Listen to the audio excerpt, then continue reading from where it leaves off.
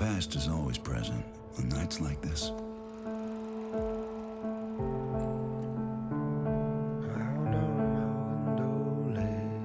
History is inescapable. When you have success, it only lasts for a few moments. Looking down on you. And moments like this don't happen every day. It's out of my hands for now. Here in Bama, the values run deep. Out of my hands for now. There's an expectation, but I don't expect to fill Coach Saban's shoes. I can't just walk away. Every player knows the Georgia-Alabama game's impact on championships. The game is over. It's what we remember that makes us stronger. All the way to the end zone. Georgia conquer the Crimson Tide. Success is never final. Touchdown! Alabama wins! Georgia knows. Alabama breaks Georgia hearts. It's what you do now. You gonna take what belongs to you. Now I'll fly in the star ride. And all I believe is stand behind them and smile. Rise to what's next. Watch the day lights up in fire. The storied rivalry burns, crimson and red. It's out of my hands for now. Another chance to rewrite history. You always have to be ready for the next challenge. So let me in.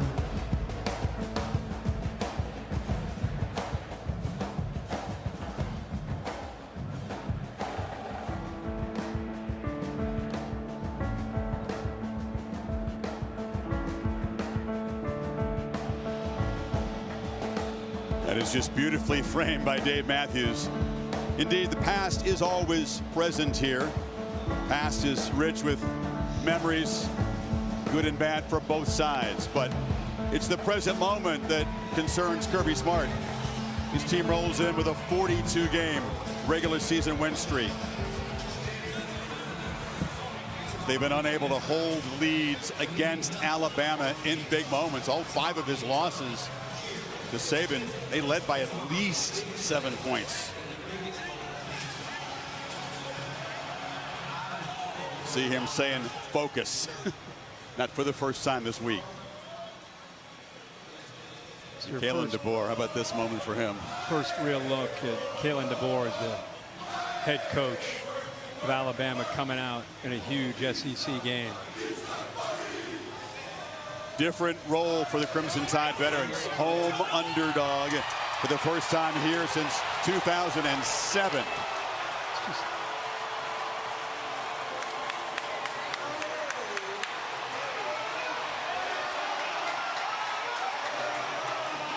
Used to seeing Alabama very businesslike in the warm-ups, Kirk. They were pretty emotional tonight. There's a ton of emotion coming out of that locker room right now. Georgia, when we were down on the field, very, very locked in businesslike.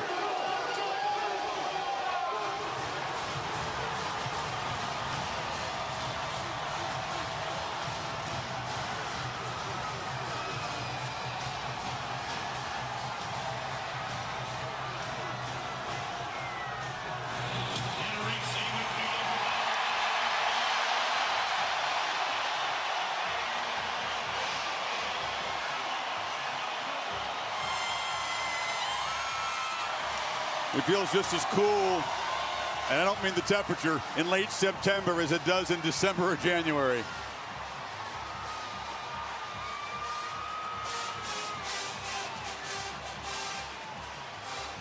There's fans on both sides thinking this might not be the only meeting between these two this season.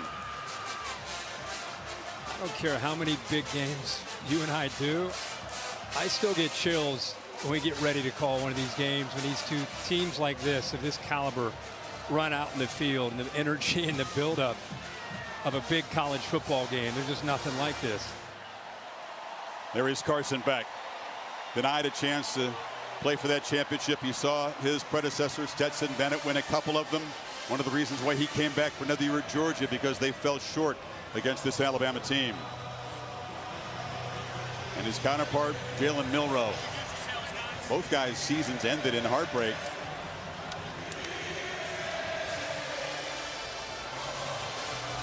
To take us to the coin toss, our referee tonight from this SEC crew, Daniel Gautreaux.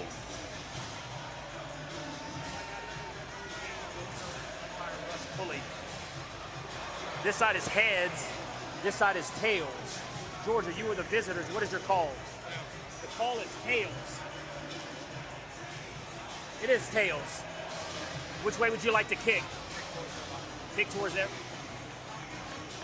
Georgia has won the toss and elected to defer.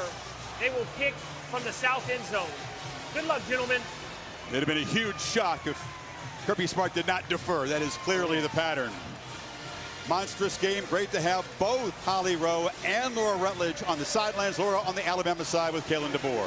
Thank you, Chris. Coach, it's almost time for kickoff in your first SEC game as the head coach of Alabama. What was your message to your team? Man, if you can't feel it, we got to check your heartbeat. This is awesome, you know, and guys are ready. They poured into the work, the preparation that it takes to be confident to go out here and play tonight. So we got to embrace it and love the fight. 4 quarters. Thanks, Coach. Thank you. To Holly Rowe with Kirby Smart.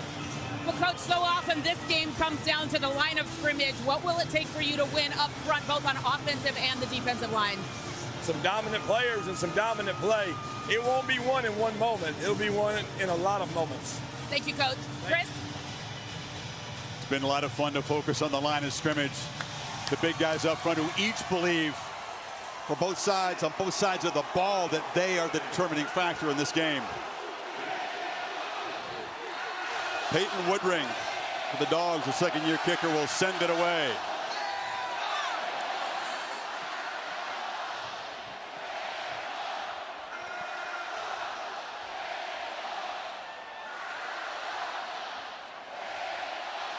Two return men deep for Alabama, Cole Adams and Kendrick Law.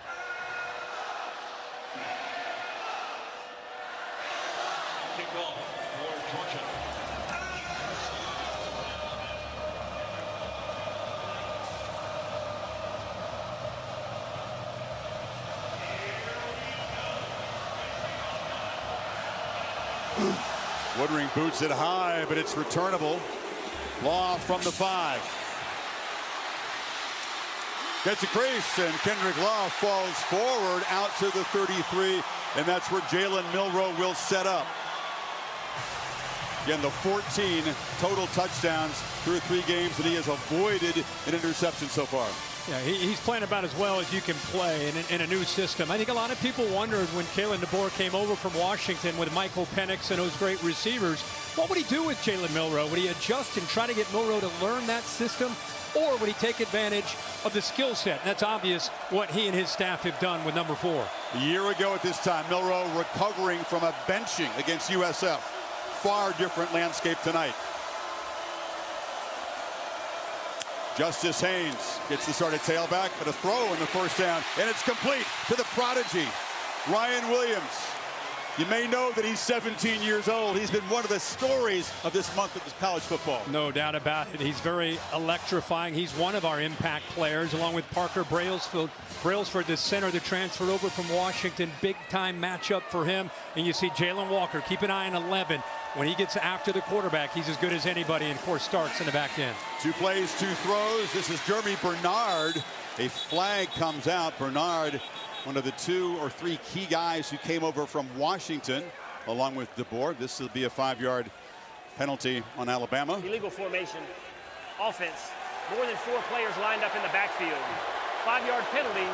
Remains second down. Yeah, that's part of the youth that you talk about with Ryan Williams. He's 17 years old. You only can have 4 in the backfield. You can see both these receivers in the backfield, and then you got the 3 over here. So you got 5 in the backfield. Looks like Ryan Williams needed to be up about another yard there to close off that side. As great as he's been, 4 touchdowns among his 10 catches. Kirby Smart and the Dogs say he's still a freshman. He's still a freshman, and we'll try to body him and maybe get in his head tonight if we can. They're going to jam him, but what's great is that's probably, at this stage of his career, his greatest strength is his get-off and being able to use quickness to get off a press. This time Humphrey, who's a first-year starter, kind of walks off of him. So it's second down and 3 after the penalty.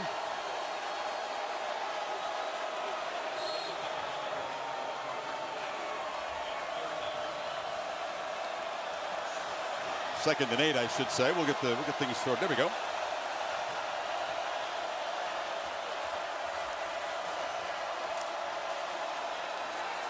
Milroe took a look, tries to escape, and he'll be dragged down right at the line of scrimmage by Nazir Stackhouse, one of the big fellas up front.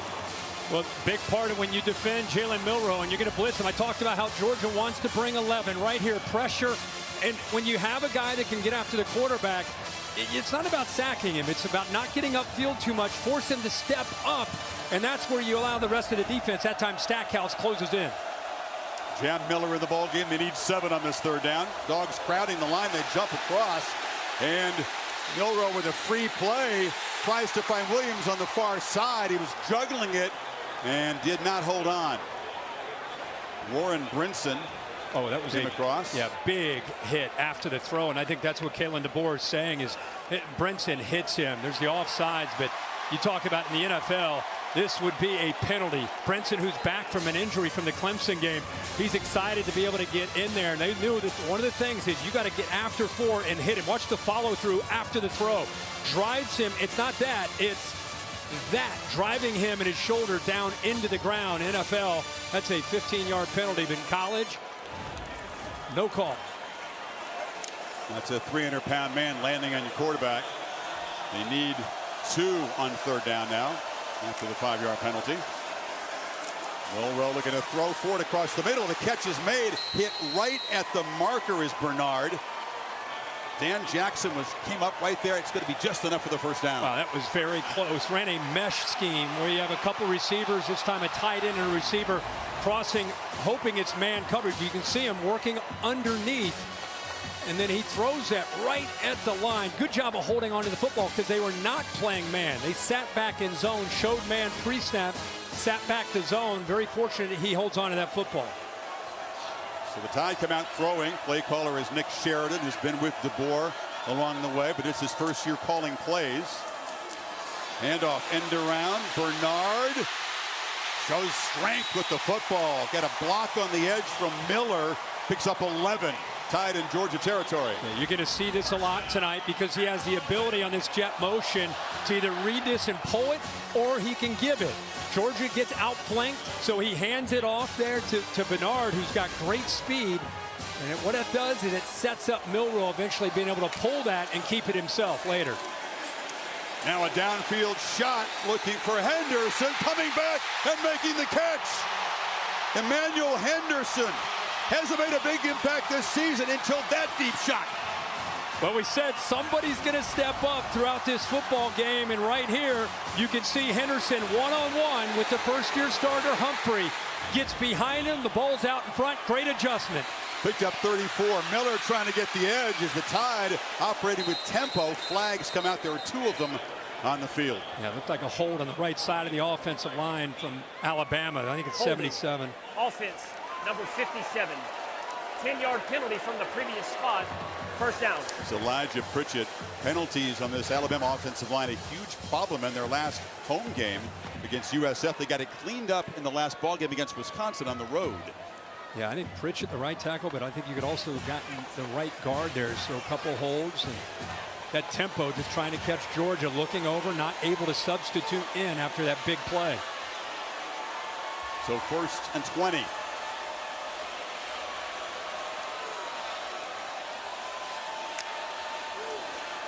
Pressure comes.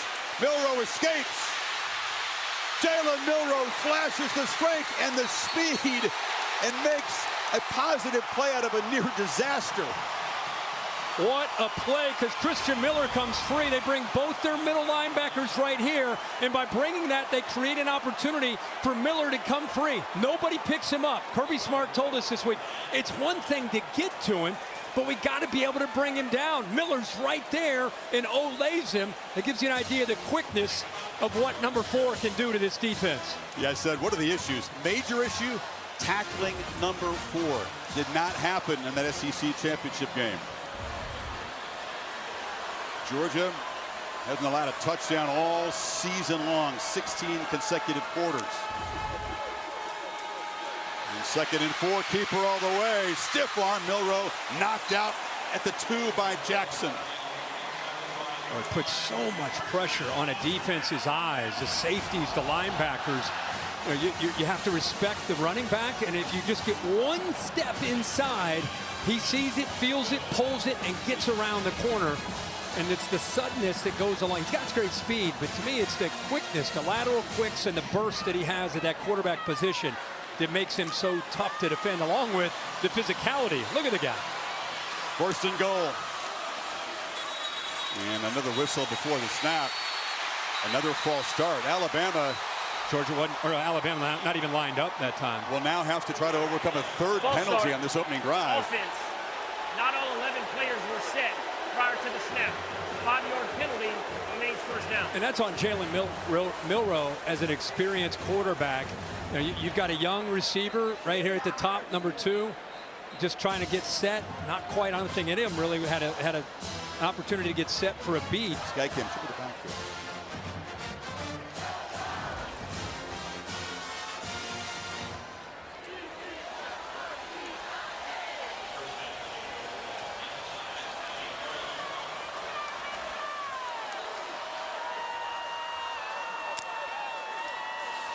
Milroe around left end. Touchdown, Alabama. What an opening drive as they overcome their mistakes and draw first blood.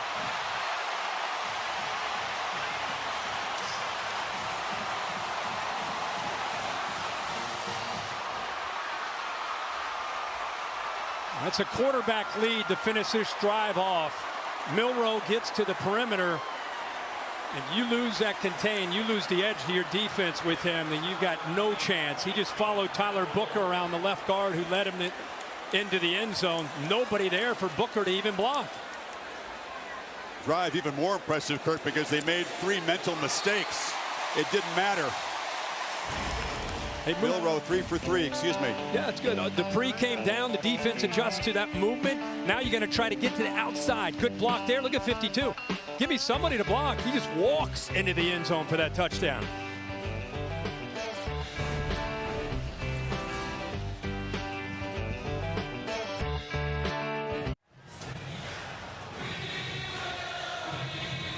Emphatic start for the Crimson Tide. 8 plays. Had 5 runs, although a running back didn't touch the football. Yeah. And Milroe 3 for 3 passing. And that's the first time that Georgia, they've not allowed a touchdown in 16 straight quarters. And right away, they allow their first. Connor Talty debuted away for the Tide. And Anthony Evans III is going to bring it out from a few yards deep. Tries the sideline and is tripped up just across the 20-yard line. So here comes Carson Beck. Again, 15-1 as a starter, but that 1 is what helps drive him tonight. Hasn't been electric. They're searching for kind of big plays downfield. Had a few against Clemson, but really none on the road against Kentucky. No, not at all. And I think it's paramount that they get this offense established early. Remember, they got a first-year center. Your starting right guard and leader Tate Ratledge is out. You got a young guy stepping in there, so keep an eye on that right side of the offensive line is what Alabama really wants to challenge. Trevor Etienne, transfer from Florida, can certainly be an electric running back. Beck straight back on first down across the middle. It's a dart. Accurate throw to Dominic Lovett, and he's got a first down across the 35, pick up 15. We just talked about how we saw Alabama come out and got aggressive. Carson Beck, very first play, used the back, pulled the linebacker. Good job. They're very focused in, as you mentioned, on Etienne. Creates a nice opening there right in the middle. Easy for Carson Beck, who's incredibly accurate, one of the most accurate quarterbacks in the country, just settle into this game and into this atmosphere. We knew the challenge would be real. You can't replace Brock Bowers, one of the greatest tight ends we've ever seen in this sport. Ladd McConkey was a big play guy. So putting the pieces together. Beck will take a deep shot. A one-on-one battle downfield off the hands of Arian Smith. He's a guy that can take the top off of defense, and they challenge the true freshman Xavier Brown. Well, the safety from Alabama came down late. They showed too high, and then the safety ends up coming down, so he knows right away, I got a shot. I'm going to challenge these young corners. That's a true freshman corner. How about the ball here? Arian Smith against a true freshman, Xavier Brown. You take that every single time, puts it on the money, and Smith unable to hold on to that big gain. The catch that he should have made. Last year in high school, this year you're covering a speedy receiver in a game like this. On the edge, Etienne can also hurt defenses as a receiver. The ball is loose. Bama pointing that they have it. No signal yet. It'll be Georgia keeping possession. That ball came out. He was spinning, trying to make plays right into the traffic of the defense, and the ball came out before he touched the ground. The ball's out there. Dylan Fairchild, the guard, made the recovery. It's violent in there. You better have both hands on the football. Yeah, he spun right back into the defense. And before this 3rd and 6. The previous play is under video review. So Daniel Gautreaux saying that replay official John Allman and the replay center will take a look at this. Clearly it was a fumble. Let's watch the recovery. There's Fairchild right there. Justin Jefferson looked like he knocked the ball loose. And there's Fairchild jumping on it. He's got it. I'm not really sure what they need to review here. Bill Lamagna, great to have the rules expert in the booth with us tonight. What might be looking at there, Bill? They're probably looking at the recovery. There's no question there's a fumble. But 53 appears solidly came on the ball. So this will just be confirmed, the call on the field. Trevor Etienne was the guy that sparked the one touchdown drive they had at Kentucky. They were struggling big time on offense. He took over on that drive, but early fumble like that. Well, you miss a home run shot to Smith. The ball should be in the red zone, really, if you think about it. Then you come back with a fumble. They're very fortunate just to have the football. After video review, the ruling on the field stands. An abundance of caution, I would call that. Taking a look at that play, clearly Fairchild was there to fall on it. But now they face a 3rd and long with the offensive line, as you said, that's a little bit reshuffled without their leader, Ratledge, who's an elite guard. And, you know, last year they were the #1, there's Ratledge right there, #1 team in the nation in 3rd down. And this year they have struggled in this area. A lot of 3rd and longs. There's actually all the way down to 73rd in the country.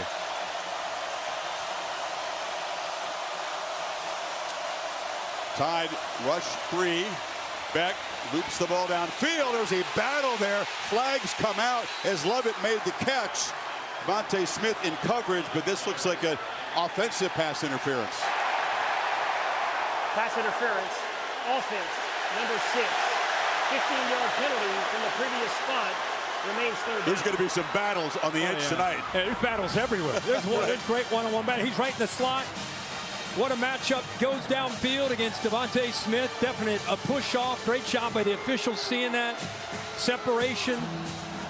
They called on Lovett, who needs to have a big night tonight for this Georgia offense, getting some separation without the push-off and making plays after the catch. Now Georgia goes way back on 3rd down.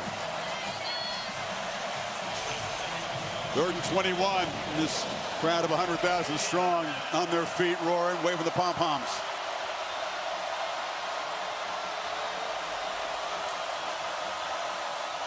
Beck from the pocket. Another downfield shot on the near sidelines. It's incomplete. Colby Young, the transfer from Miami, made the catch, but way out of bounds. Damani Jackson in coverage, and Georgia missed opportunities and self-destruction on that possession. Yeah, this time we saw the corner, Zabian Brown on one side. Now you see Damani Jackson on the other. Remember, Alabama lost both their corners. Terrion Arnold to the NFL, to the Lions, and Kool-Aid McKinstry also off to the NFL. And like you said, Chris, some very emotional one-on-one battles tonight on the perimeter on both sides.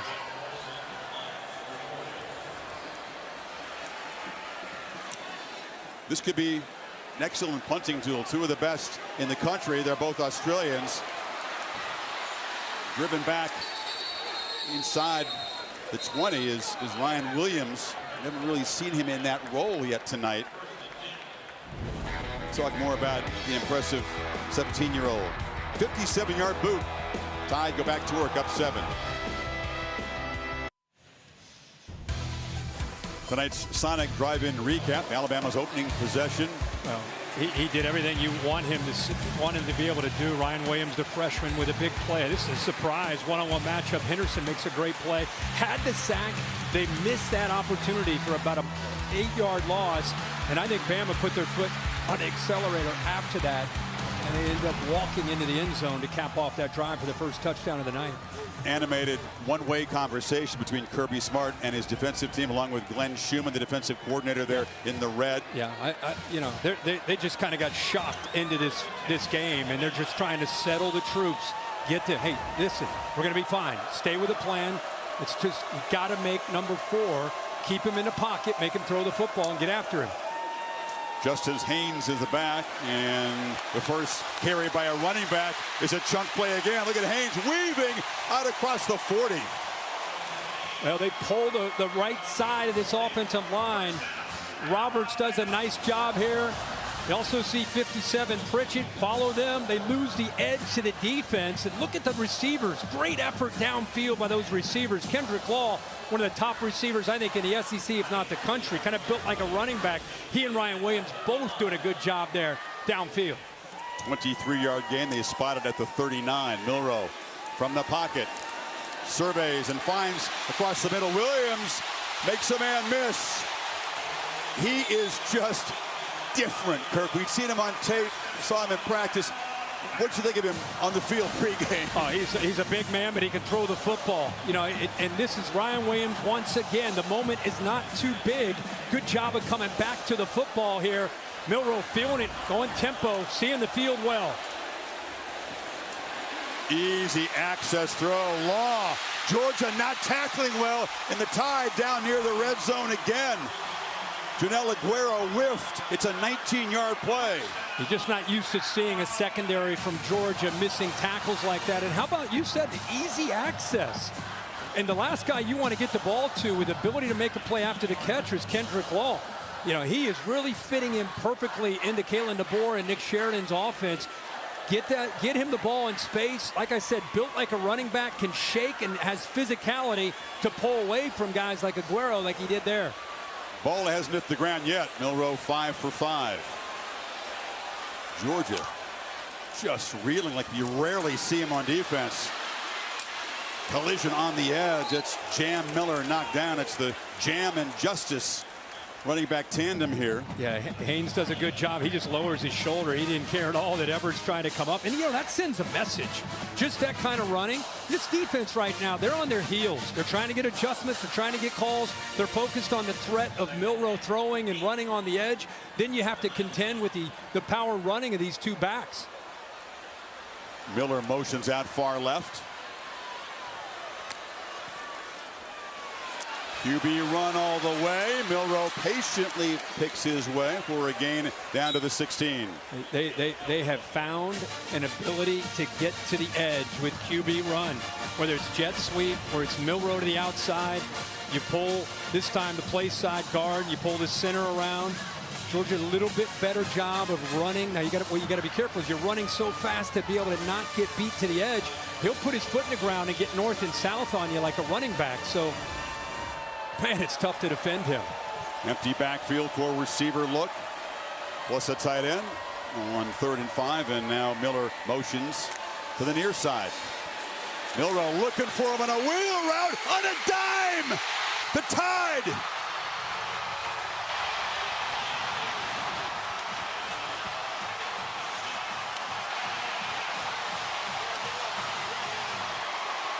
I'll tell you, nobody in this big house, even Kalen DeBoer, would have imagined a start like this. It's been almost perfection. No, perfection by Kalen DeBoer, his staff. Give Nick Sheridan a lot of credit. This Alabama team is prepared with that. Both teams had a bye week. Alabama came in with a plan, not just running, but the throwing of Jalen Milroe. Sensational play there on 3rd down. What a plan. Moving the back out. We're going to show it to you when we get a chance. Graham Nicholson knocks it through. 2 possessions, 2 long touchdown drives, and brilliance from the quarterback. Yeah, they motion, and C.J. Allen has to go with the back, and he's late. See that little hesitation? That's a fast running back that he's got to try to catch up with. Milroe saw that. Now he can't find the football. And oh, by the way, Milroe puts it right on the money. Great design play. Alabama right now all over Georgia, up 14 here early.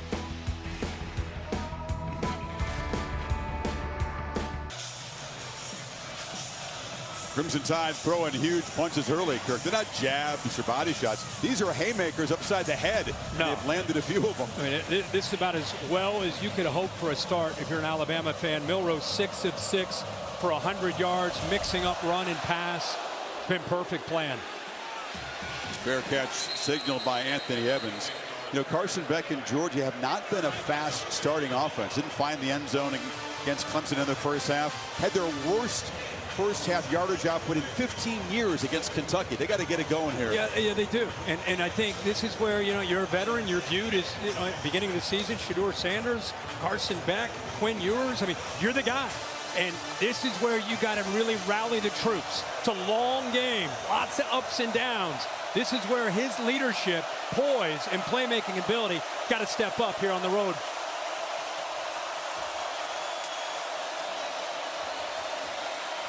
Beck on the move, flips over the middle, almost intercepted. He overthrew Dylan Bell and was bobbled by Xavier Brown. Yeah, I think he felt he had man coverage on the outside. Watch the corner out here. Watch how he runs with the outside receiver and then comes off of it. I think he felt he was going to continue, and that's the true freshman, Xavier Brown. He's very fortunate, actually, and the ball happened fast. It ends up bouncing off of his chest, but he got fooled there. I think he thought Brown was in man, and he came off of it, made a pretty good play. Lawson Lucky, the tight end, lined up in the backfield along with Etienne. Here's the first running play called tonight, and Etienne bounces forward for a couple of yards. It'll be 3rd and long. Line of scrimmage football game. Alabama's offensive line helping out, doing their job. This Georgia offensive line, remember Jared Wilson, good player, but it's the first time he's been in this kind of atmosphere. Micah Morris steps in, as we said earlier, for Tate Ratledge right there with the mullet. He's out tonight. He's the leader. It's just getting louder by the second here for Beck. Another 3rd and long for Georgia. Tide showing pressure, and they bring it. Ball out quickly. It is intercepted. Picked off by Damani Jackson, the transfer from USC. And it's gone from bad to worse in a hurry for the Dogs.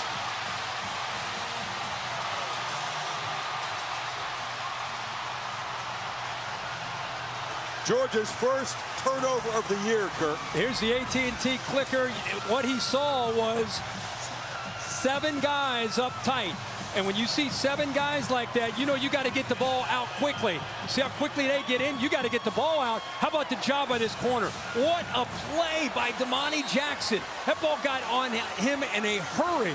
See how quickly? And I don't think it was a flash before his eyes because it was hidden behind the receiver. He shows that athletic ability, and it gives Jalen Milroe outstanding field position here.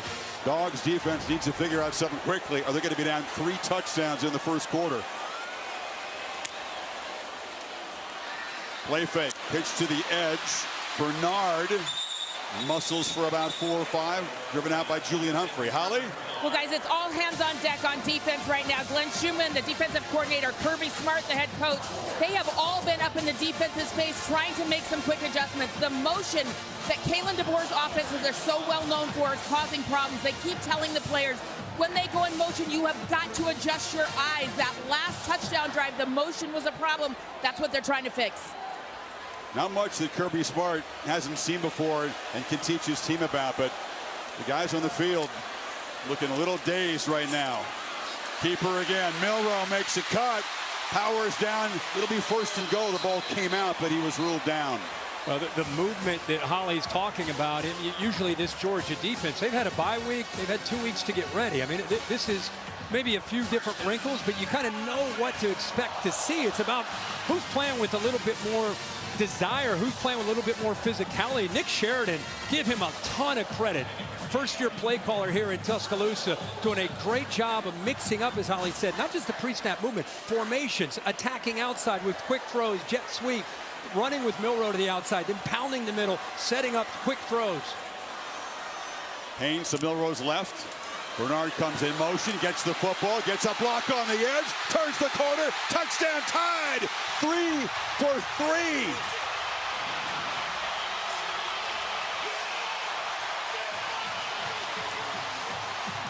Have I told you that they're attacking the edge? They came in with an idea that they might be able to get out there because of the style of defense, and they have been able to get out there in a lot of different ways. This time it's Anthony Evans.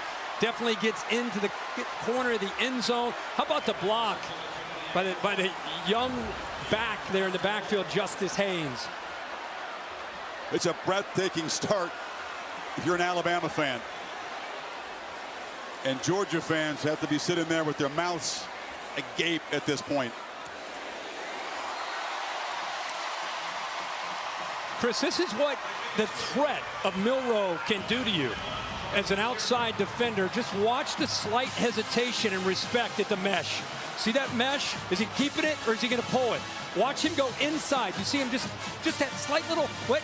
Then he gets to the outside, gets the block by Haynes. But Smile London is just on an island there, kind of playing a guessing game. Did he pull it? Did he hold on to it? And by the time he made up his mind, you already see the speed that Henderson has to be able to once again get to that edge. Two long drives with a short field. And everything that Sheridan has called tonight has been pretty well executed. Yeah.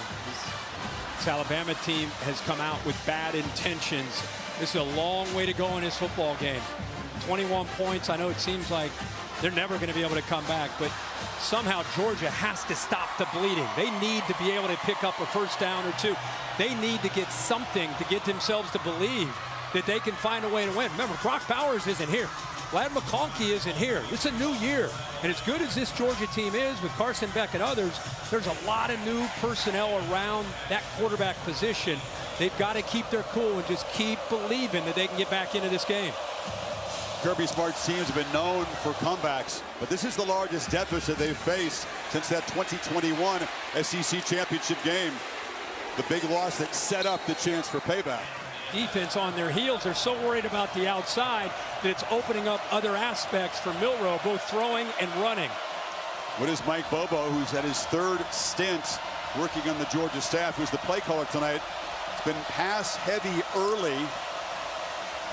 Etienne gets a handoff and muscles ahead for about 6. Yeah, Mike Bobo, we just talked about Nick Sheridan. Mike Bobo, who played at Georgia.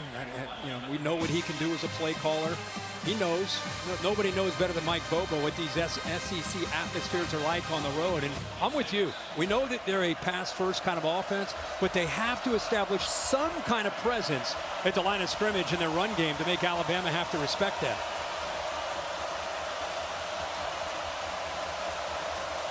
Up tight with coverage. Hand off to Etienne again. He slipped as he tried to make a cut. There was heavy track in front, and Keon Sabb, the safety transfer from Michigan, was filling. It is a battle in the trenches. Dylan Fairchild, the left guard. Watch him get into a battle right here. He's trying to help out on a double team. They lose that one. I mean, Alabama is strong in the inside. They've got some experience in Tim Keenan, Tim Smith, Latham, and Overton, who've helped out this year. They're just trying to two-gap there and hold the point as well as they can and keep those linebackers free. Some things have changed, some haven't. Alabama is strong in the middle. You can say that again. 3-man rush on 3rd and 4. Beck all kinds of time. Pats the ball. Throws it inaccurately. A flag is down. Dominic Lovett was coming on a crosser, and the quarterback missed him. It was another mesh route, trying to set a pick. Pass interference. Offense, number 4. The penalty is declined. 4th down. The tight end dealt, and here comes the punt team again. Yeah, just trying to set up a mesh where, again, it's a crosser right in front of the quarterback. You're just kind of hoping that Delp will set up a screen for this receiver to come free if it's man-to-man. And this time it's not man-to-man. You can see the safety coming down. That receiver would have ended up being open, and it was Levitt. Mankirk, a 6-yard gain on 1st down, and they still go 3 and out again. This is not stopping the bleeding. And Milroe and company are about to get the football back. Final minute of a very, very one-sided first quarter. Think he's got any confidence right now? I mean, he had confidence coming into this game. You know what? I mean, I think just reading the tea leaves, I think he's super comfortable with Jalen Milroe in this new offense with this new coaching staff. Laura, he seems to be really taking to things. I don't mean just tonight. I mean throughout the first month. Overall, we've seen it. That's exactly right, Chris. And we just saw Kalen DeBoer pull Milroe aside and said, don't force anything. We're good here. Almost trying to keep the quarterback calm. He's really amped up down here. Also, DeBoer went over to the receivers. He said there are more of these plays that we've seen already. He said keep getting behind him, keep getting separation. There's an infinite amount in this playbook that hasn't been shown. That's a poor punt. Very high from Thorson, not his usual standard. Does take a roll. It's positive at about the 33-yard line. Goodyear providing aerial coverage, celebrating the challenge of road games everywhere. Are you ready for the road? Goodyear, more driven. It's a Georgia team that has been more than ready for the road. They won their last 16. Yeah. But this is a different kind of challenge. Yeah, pretty good start. Again, I mean, it's about as good as you could hope for. Look at those two drives, 70 and 84. They get the short field after the turnover right away and go into the end zone.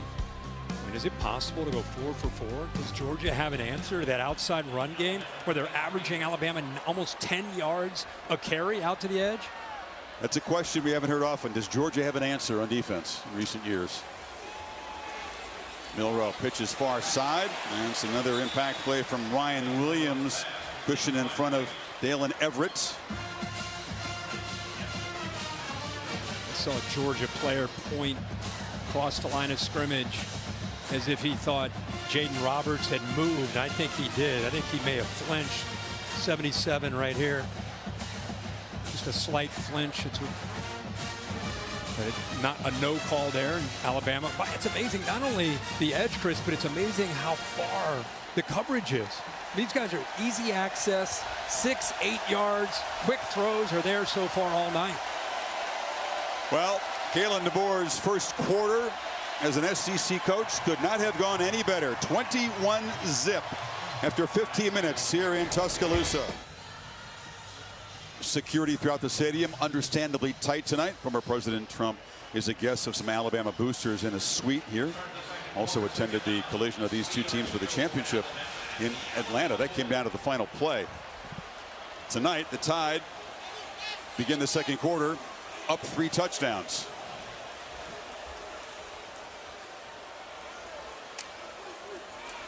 Pressure picked up easy across the middle.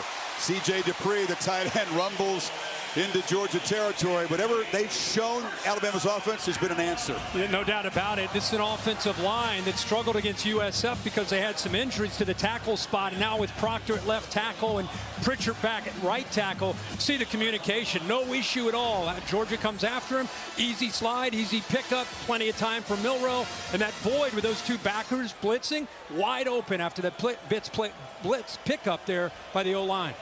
213 yards on their first 19 plays. Georgia hadn't allowed a touchdown all season. They allowed 3 in the first quarter. Tide threatening to add to the lead.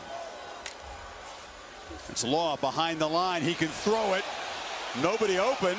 Scrambling and will be knocked down. Tackle made there by Jalen Walker. They try to use a little trickery here, but Georgia wasn't fooled. No, good job by Georgia staying back there. Good discipline. Actually, Malachi Starks stays back.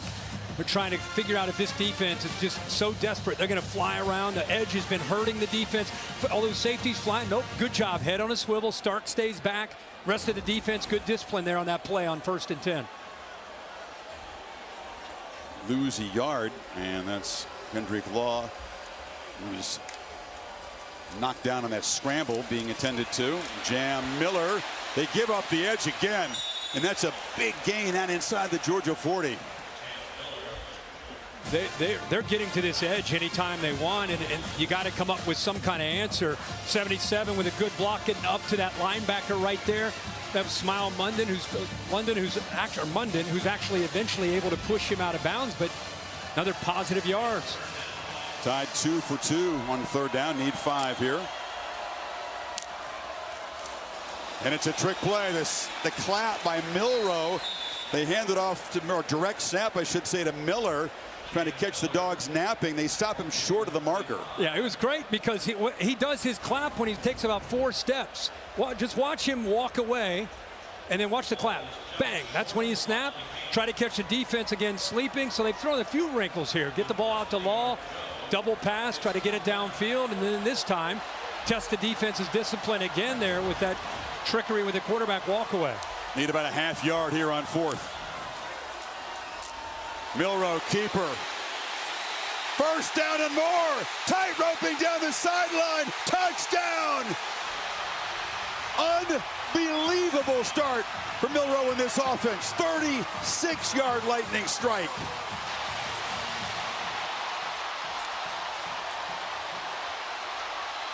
In 100 years, would you have expected to see anything like this? No, not at all. But there's somebody who's very happy, even though he's not showing it. He's actually a very likable, sweet guy, but he's locked in as a coach right now, even up 28. Conor McGregor-like walk from the quarterback there.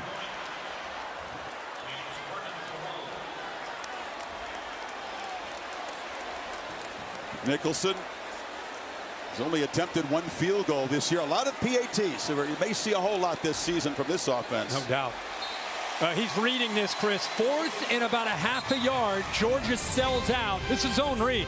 Pretty simple. Read this man. Huge collision right at the mesh point. Hands it off, actually shows it, and then pulls it out. And then it's a foot race. Gets to the corner. Nobody is going to catch Jalen Milroe into the end zone. Too strong, too fast, too poised, too well prepared. So far for the Dogs. A little stoic fist. All smiles on the Alabama side. Jalen Milroe 9 for 9, 128 yards. He's also run it for 78 yards and a couple of touchdowns. Wow. 4th downs important early in that SEC championship game a year ago. This is Roydale Williams, 2-yard gain. They scored 2 plays later. Isaiah Bond was a big part of the victory. Here's a diving catch. Later on, he would be huge in the drive that answered Georgia's threatening drive late in the game. Touchdown run reminiscent. Yeah, very much so. You know, you just keep saying, okay, is Georgia going to be able to hit some plays? Are they going to be able to get some first downs? They have 10 plays overall. Bama has 15 plays in Georgia territory. ETN off the left side. Doesn't take much space for him to get loose. Picks up 11. Yeah, first time we've seen Georgia up front win that battle, and it's nice we can get ETN running downhill. Big tight end Oscar Delp with a nice block there on the left edge. They brought the right guard around, picked up a good block on a backer. Nice play. Some tempo from the Dogs here, down 4 scores. ETN hit hard, picks up 3. What I like about the tempo isn't, well, it's obvious you're down 28, you better get going. It's not obviously that. It's what can we do to try to get this aggressive defense a little bit on their heels. They're rotating a lot of bodies, playing with a lot of confidence, not worried about anything right now downfield. So you go a little tempo, try to take away that edge that they're playing with. Last time they were down 28 was against Joe Burrow in that overwhelming LSU offense in the SEC championship game. 2nd and 7, pitch on the edge. Love it. Short gain. Zabian Brown. Whistle had blown, no fumble. He will set up another 3rd down. We're talking a lot about Nick Sheridan, how he's dialing things up. How about Kane Womack, the new defensive coordinator this year? I mean, it looks like they bring pressure. It's almost like are they dressing 13 or 14 guys out there? They bring blitz, and now we got eyes on the football. They don't have their backs to the ball. They got their eyes on the football. They see that quick pass and answer to a blitz, and they got 2 guys leveraging the football. It's beautiful. Walking up again. Need 10 on 3rd. The time they back out of pressure, just a 3-man rush. Beck is still flush. Long way to go with his legs, and he'll get knocked down about a yard short of the marker. Yeah, Kirby's going to have to go for this. This is almost, you could say, do or die, down 28. At your own 45-yard line, 4th and 1. You know, we talk about this game being physicality. Who's going to win the line of scrimmage? It's been all Alabama. Well, here you go. 4th and 1, ball at your own 45. They think you're going to run inside. It's really hard to run inside. I don't know if you do that. I may want to try to maybe fake it in the middle, get on the edge. I don't know if you want to run into the teeth of this defense. Whistle before the snap. And Alabama takes a timeout. Something that the board didn't like the look of pre-snap. That would have been a stop. It would have been a stop.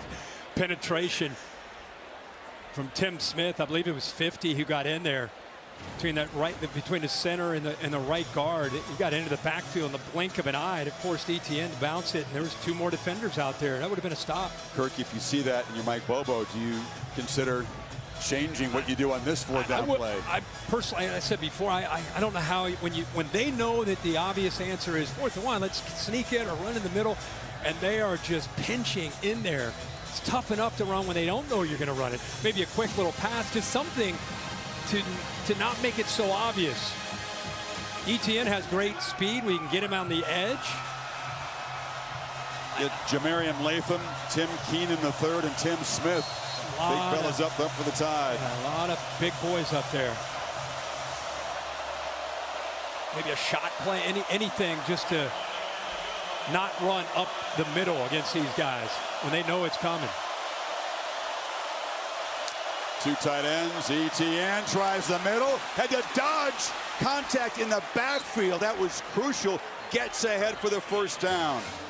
Got past Overton. Overton right there. We just talked about how they can penetrate. Think about making this play. He's right there. What a move by Etienne. That lateral quickness and the vision right there. I mean, that's a -4. But instead, give Etienne all the credit on that play to save this drive and keep it alive. Branson Robinson spells him in the backfield. He's got the football, and Georgia beginning to string together some solid runs now. Picks up 7. Nice little double team there on the right side. Good push there. Truss, the right tackle, helping out there. He and Micah Morris double team, work up to the backer. It's a nice drive here for Georgia. Getting some penetration.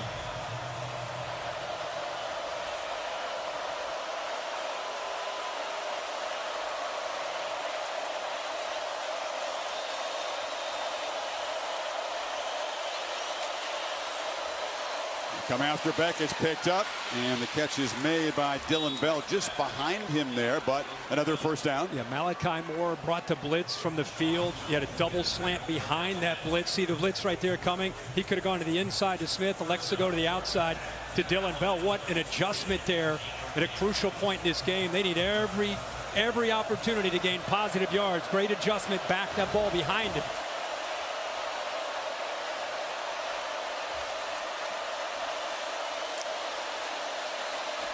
Going to throw in 1st down. Rolls and a little bit behind Lovett. He's known for great accuracy, Kirk. Elite ball placement. Hasn't quite been there tonight for Beck. No, not at all. And you know, that's a drop back, and he gets out. Didn't necessarily have pressure. Gets away from what he thought might be a little bit of pressure. Ball again behind the receiver.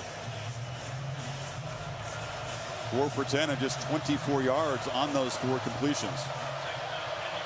Did have the big drop from Arian Smith that could have given the Dogs some momentum in the 1st quarter.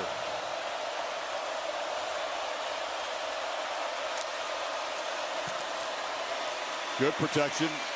Throws it into a seam, and the catch is made. Jahad Campbell delivers a big blow on Smith, who held on that time.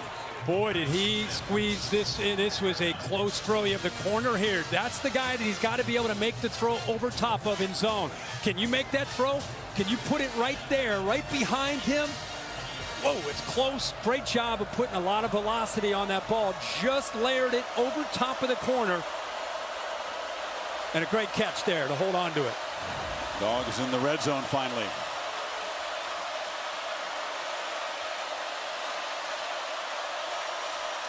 Tight power formation, and it's an end around to Bell.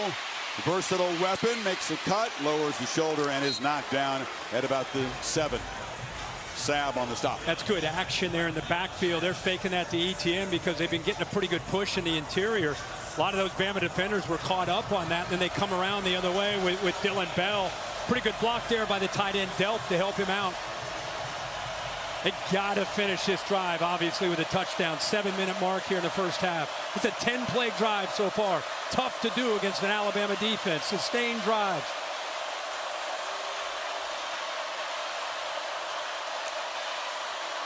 ETN into the end zone, and Georgia on the board. A desperately needed answer to all the haymakers the Tide have been throwing.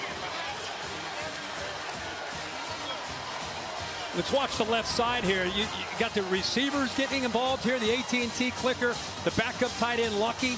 This is really well done by the offensive line, where they've had a very tough first half. This time, ETN with that vision.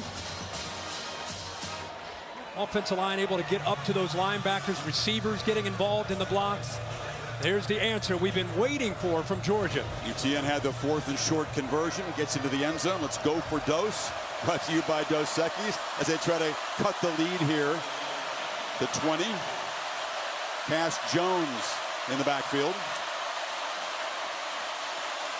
Beck scanning. Creates on the run and throws it low. And that is Cash Jones. And from Brock, Texas, are a couple of flags down in the end zone, so hold on. Pass interference. Offense, number 11. 15-yard penalty from the try spot. We will retry the down. That's the 3rd offensive pass interference call against Georgia tonight. Boy, oh boy. You know, he's just trying to, again, kind of create a screen or a rub. Let's keep an eye on this, Chris, and see what you see from Smith, a veteran receiver. I mean, they're both locking up. I mean, you really look at holding either way there, Bill. I mean, he's trying to keep his hands up to make it look like he's running a route. I think at the initial contact, to me, you could see the defender locking him up there. I think that was Devontae Smith. So that changes the call. They're going to go for Uno here. Peyton Woodring. That's yet another mistake in the Georgia column tonight. But a positive 11-play, 75-yard drive took more than 5.5 minutes. Got the running game going.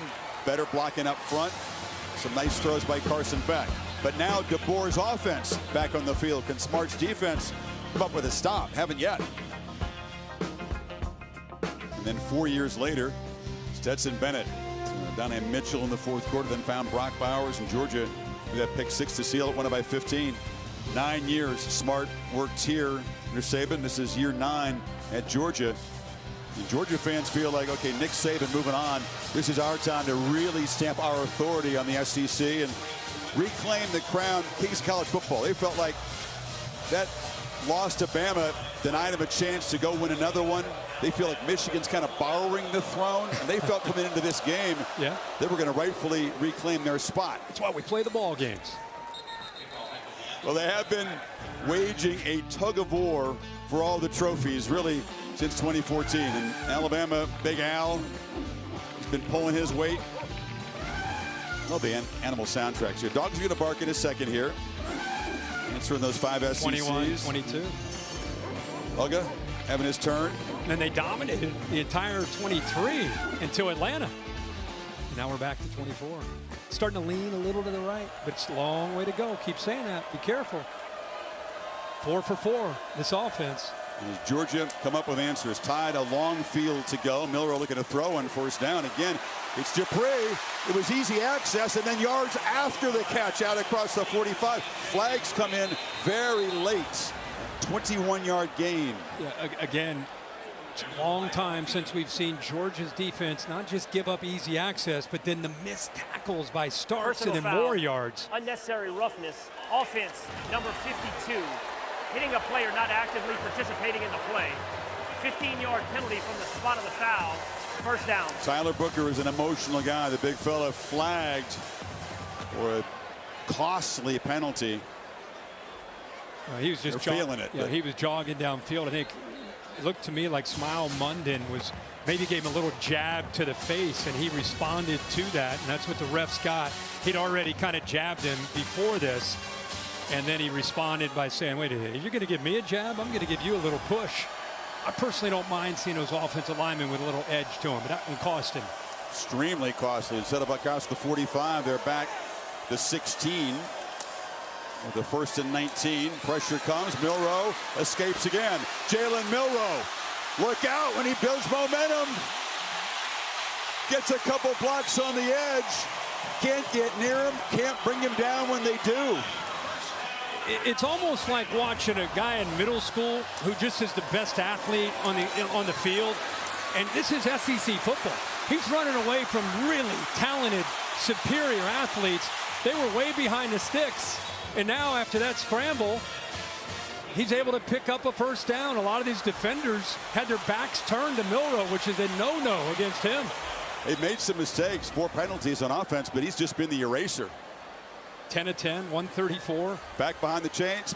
Doesn't matter. Let's just take off for another big run. He's over 100 yards rushing tonight. Looking to add to his passing total. Long throw. Easy catch by Bernard, who was open again in front of Jalen Walker. Tough matchup for the linebacker. Yeah, very, very tough. Yet man coverage on the outside. It clears. Watch at the bottom. Ryan Williams matched up there. He's just going to clear that, which opens it up nicely for Henderson there. And how about the accuracy and the rhythm of Milroe? How much fun is it to watch this guy throw the football tonight? Now 11-11 for 149 and over 250 yards of total offense in the first half. 3 total touchdowns, 0 incompletions.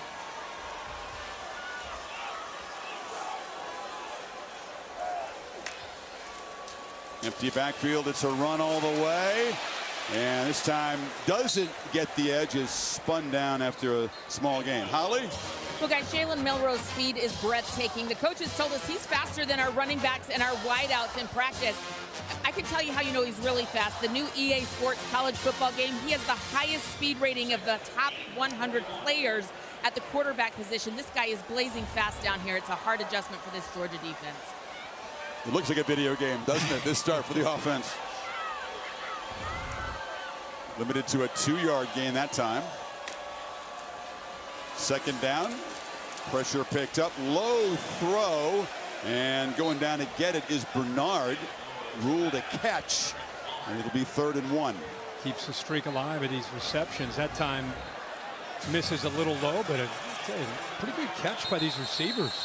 Tied. That's going to be looked at. They were trying to get him play fast. On the field is a completed pass. It went right through his hands. Play is under video review. Lamagna, I don't know that we need your years of expertise to tell us that ball hit the ground. It did hit the ground. He had a great chance to get his hands under it, but it slid right through there. Tough call for the officials on the field to see, but it did hit the ground. You know, the other thing, Chris, he's doing a good job of, and I think it's Nick Sheridan allowing him just to feel comfortable and make the reads. It's not like he's looking at one guy. He's throwing it to Ryan Williams, Bernard, Dupree, Law. A lot of these guys are getting involved. We'll sort it out. Be expected to be 3rd and 8 when you come back. Pretty easy replay review. It is the first incompletion of Milroe's night, and it sets up a 3rd and 8. Kobe Prentice, receiver, lining up in the backfield.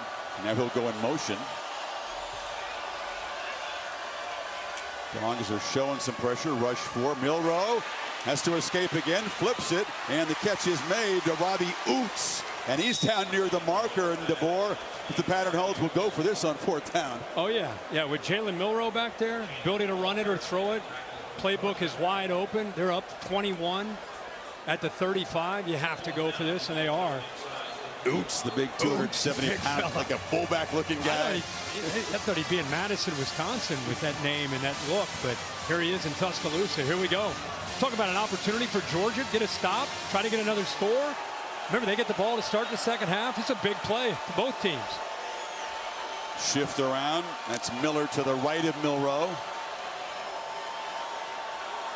And to get the Dogs to flinch. They're not buying it. Georgia disciplined that time, and DeBoer spends a timeout.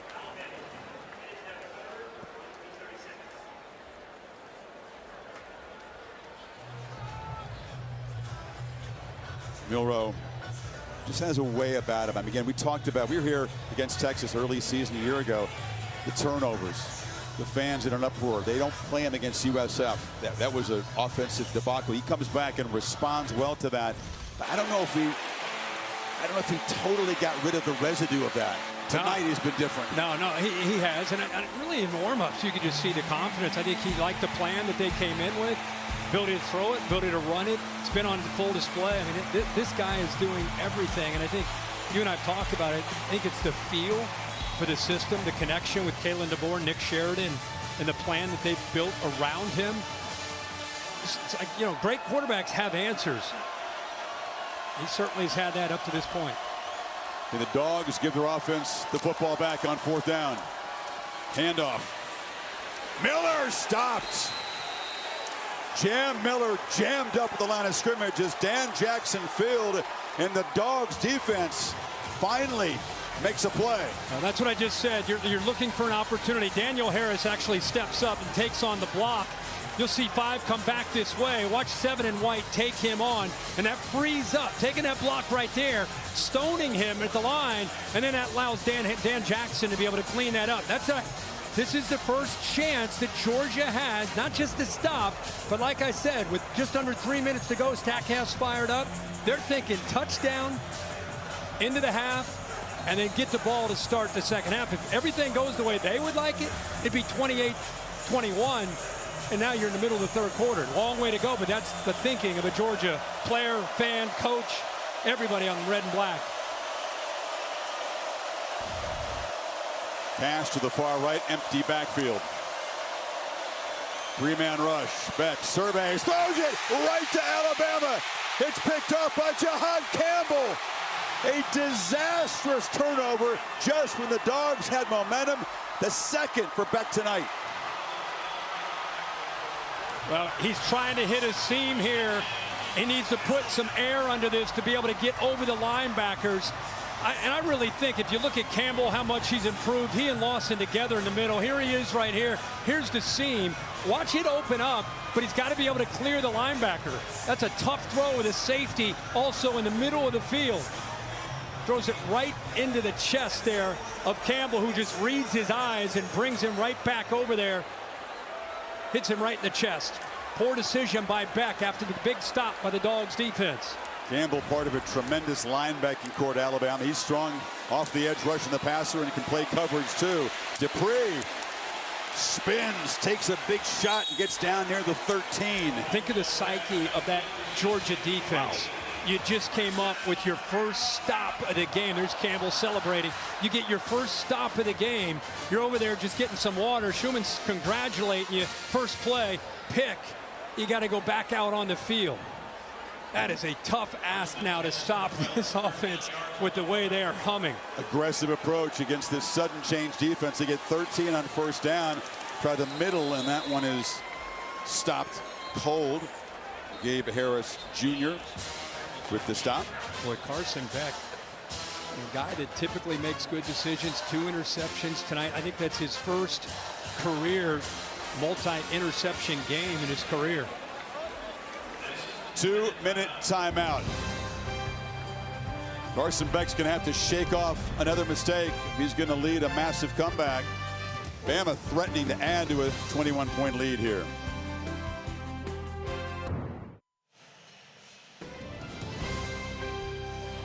Welcome back to the SEC on ABC. Saturday Night Football presented by Capital One. This late September collision of heavyweights. A shocking first 28 minutes. Bama trying to add to this big lead off a second takeaway against Carson Beck. 2nd and 11. All kinds of time. A dart over the middle. It's bobbled and intercepted. Picked off. Is a flag down, so hold on a second. I think we're going to have a hold on the right side by Elijah Pritchett. Field is an incomplete pass. A correction, an interception by the defense. Holding, offense, number 57. The penalty is declined. First down, Georgia. Dan Jackson came up with the interception off the carom. First thrown by Milroe this season, so it desperately needed takeaway of the deflection there. Yeah, the ball's behind him. Dupree actually does get his hands on this football. Delays, releases, tries to get it between the backers behind him, and that's the first ball we've really seen where it's not perfectly thrown. Behind him, yeah, he can catch it, but because it's behind him, there's a chance to hit him. Ball goes in the air, and Georgia gets on top of it. Kirk, you were thinking rightfully so about the daily double for the Dogs. Now they got 95 yards to go and a quarterback who's looked shaky. What do you do here? It's Etienne to his right. Beck from the end zone. Across the middle, almost through a third pick. Wow, Deontay Lawson from his linebacker spot was thinking pick six. What a job of reading the eyes. Just playing center field from linebacker. Read the eyes, almost stepped right in front of that. I'm going to ask you about the eyes. He telegraphs this. Watch the eyes here. He's looking, look, he stares it right down. And that's a veteran, one of the top linebackers in college football right there. Almost comes up with that walk-in pick six. Help us understand what's going on inside Beck's head at the moment. He's not seeing it. No, not at all. The thinking is a little fuzzy. They got 8 up there. Pressure picked up. Bullet down the middle, but nobody on. Great coverage. Nowhere near Lovett, and it's 3rd and 10. Keep going to get recognized at Kane Womack, the defensive coordinator. Can you imagine filling the shoes of a Nick Saban era of defense? Has had a lot of great coordinators, but it's obviously about Nick Saban. Kane Womack has stepped in here. Boy, he has held back a lot of pressures. We haven't seen any of this. I think they had 5 snaps all year where they rushed 5 or more.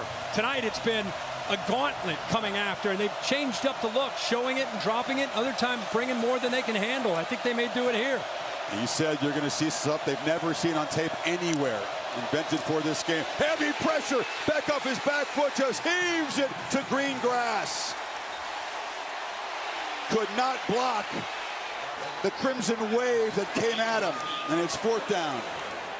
They show it and they drop. We just talked about this. They want intentional grounding from the end zone. You bring 8 guys, and you've got 7 to be able to block. Bring 1 more than they can handle. You got guys coming free. 2 end up getting in there. They're talking about it, and they are going to get him. Nobody downfield. It took a while. There was a lot of urging from Kalen DeBoer on the Alabama sideline. But Daniel Gotro gets the crew together. Yeah, that was just an obvious attempt to avoid his safety, and that's what it's going to be. The result of the penalty is a safety.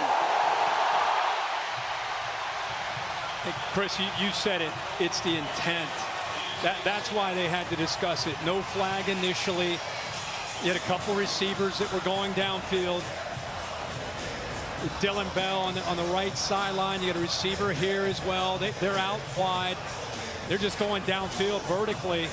But you could see he feels that pressure and he just heaves it downfield. That's what the officials came together to talk about after Kalen DeBoer says, guys, what are we looking at? You made a great observation. To coach defense at this place will always be to try to meet the impossible standard. Kane Womack and his dad, Dave, remember he was the defensive coordinator for the Land Shark defense at Ole Miss, but Hugh Freeze beat Saban in Alabama a couple of times, and visiting with him, and the coach's son, there is his dad. Yeah, there he is. He did cook up some special stuff here tonight. Gosh, yeah. And I love that he's down there. He's SEC legend himself as a coach, and now he's got his son, and he's down there watching, observing, and helping out. Bill, I know you had some thoughts there on that intentional grounding. Yeah, it's critical. The referee sees the quarterback's in trouble. He knows it's pressure. The officials downfield don't know that. They've got to communicate to him about no receivers in the area, pass crossing the line. So it's a crew communication to get that call. Yeah, I think well handled. Yeah, Bill, sometimes they get confused. People get confused on the delay. Why didn't they call it right away? And it's a good explanation how they need to come together and work that out. Carson Beck, of course, 3 years in the program before he got the start, understudied to Stetson Bennett, seized his chance as a starter last year. And again, only lost the 1 game to this Alabama team. A guy that comes back this year, you believe, with a lot more command. Number 2 rated quarterback on all the NFL draft board. A lot of personnel people watching this game tonight, and it's been a nightmarish first 30 minutes for Beck. Adams on this kick. And Adams has room. Flag flies as he's knocked down at midfield. So it's going to be against Alabama. Negates a 33-yard return. It's the Tide trying to add to their total before halftime now. During the return, illegal block in the back. Return team number 8. 10-yard penalty from the spot of the foul. First down, Alabama. That negates a huge return that would have got him right at midfield. And they definitely would have been attacking and trying to go up. The 25-yard line now. What do you do? Now they go all the way back. Continue to attack? With Milroe, you keep going. Yeah, absolutely. There's the block right there on 17. Didn't have much of an impact on the return. Goes back to mental error. Yeah, it goes back to the 22. Got a 23-point lead, minute 31. Out of timeouts.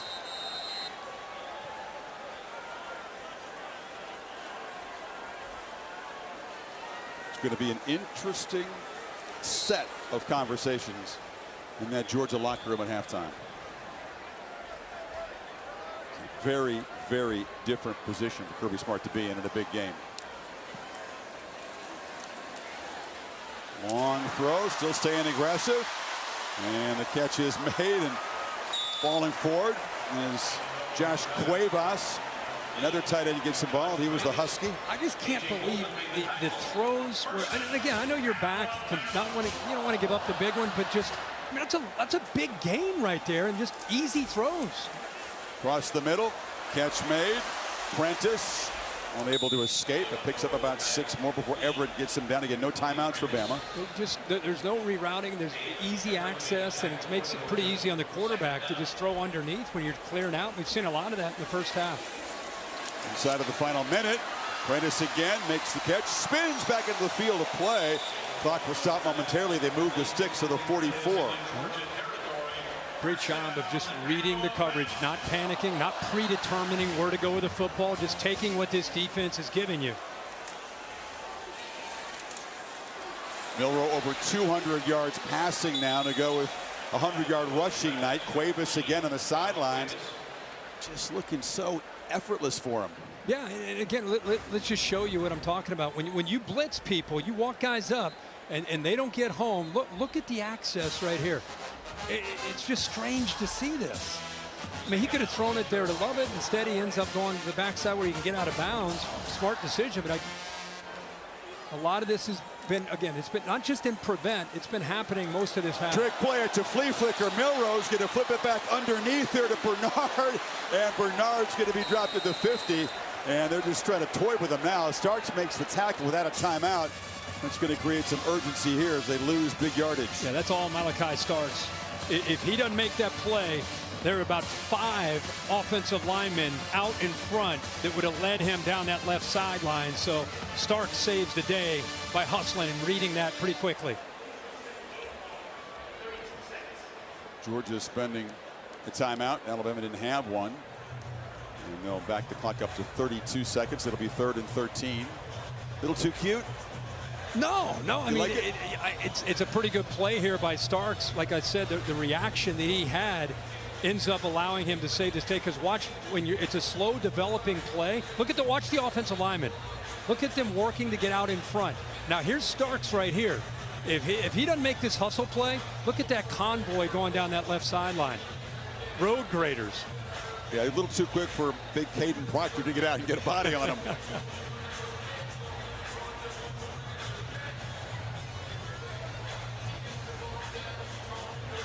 Get in field goal range for Graham Nicholson, who's extremely accurate, but not a long range kicker. They got to get to about the 33, so they need about 15 yards here.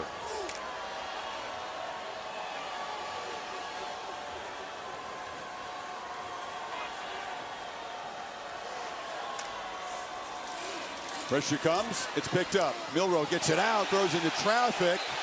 DeBoer wants a pass interference call, doesn't get one. Daniel Harris was in coverage. He can't believe it. Yeah, there you go for Alabama fans. He's so mild-mannered with the media, and when you see him talk, there's that competitive spirit showing up. He is fired up. It's definitely a pass interference. He definitely got there early. You could see why. Anytime you see Kalen DeBoer get animated like that, it's usually for a good reason. He's not just going to do that to do that. He's going to do that when he feels that he has the right to be upset. Harris clearly hits the receiver. So instead of a first down in Alabama in field goal range, chance to add to the lead, here comes a punt. Imagine that. The Crimson Tide. James Burnett, the other elite Aussies in this game.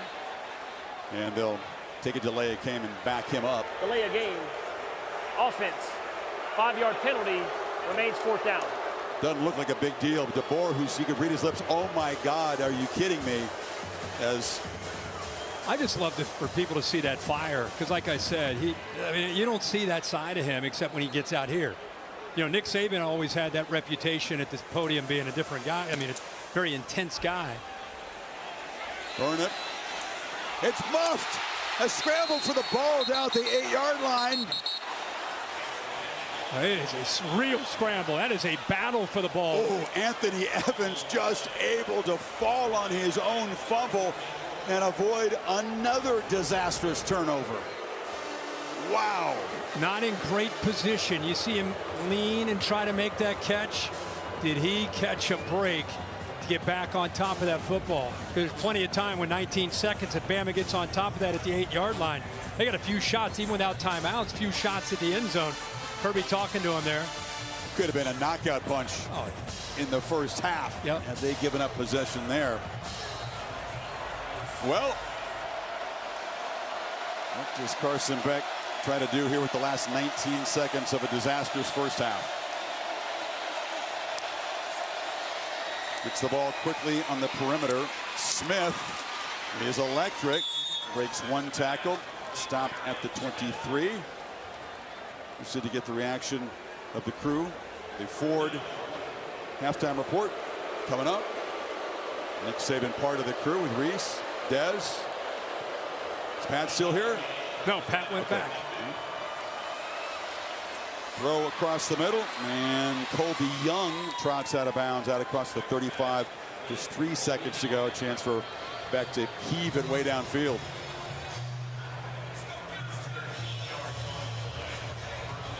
.355 yards of total offense for Alabama. Defense has been stout. They come up with the safety. They limit Georgia to 123.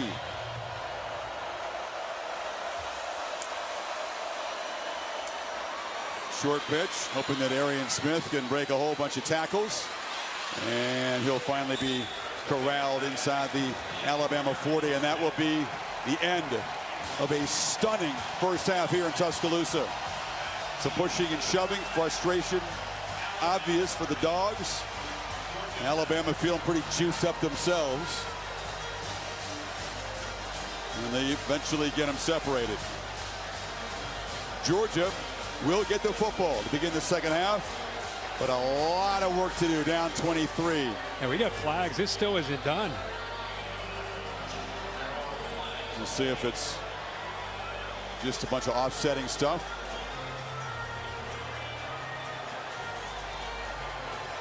Daniel Gautreaux and his crew have been pretty busy here in the first half. And we can see here say it's going to be enforced on the kickoff.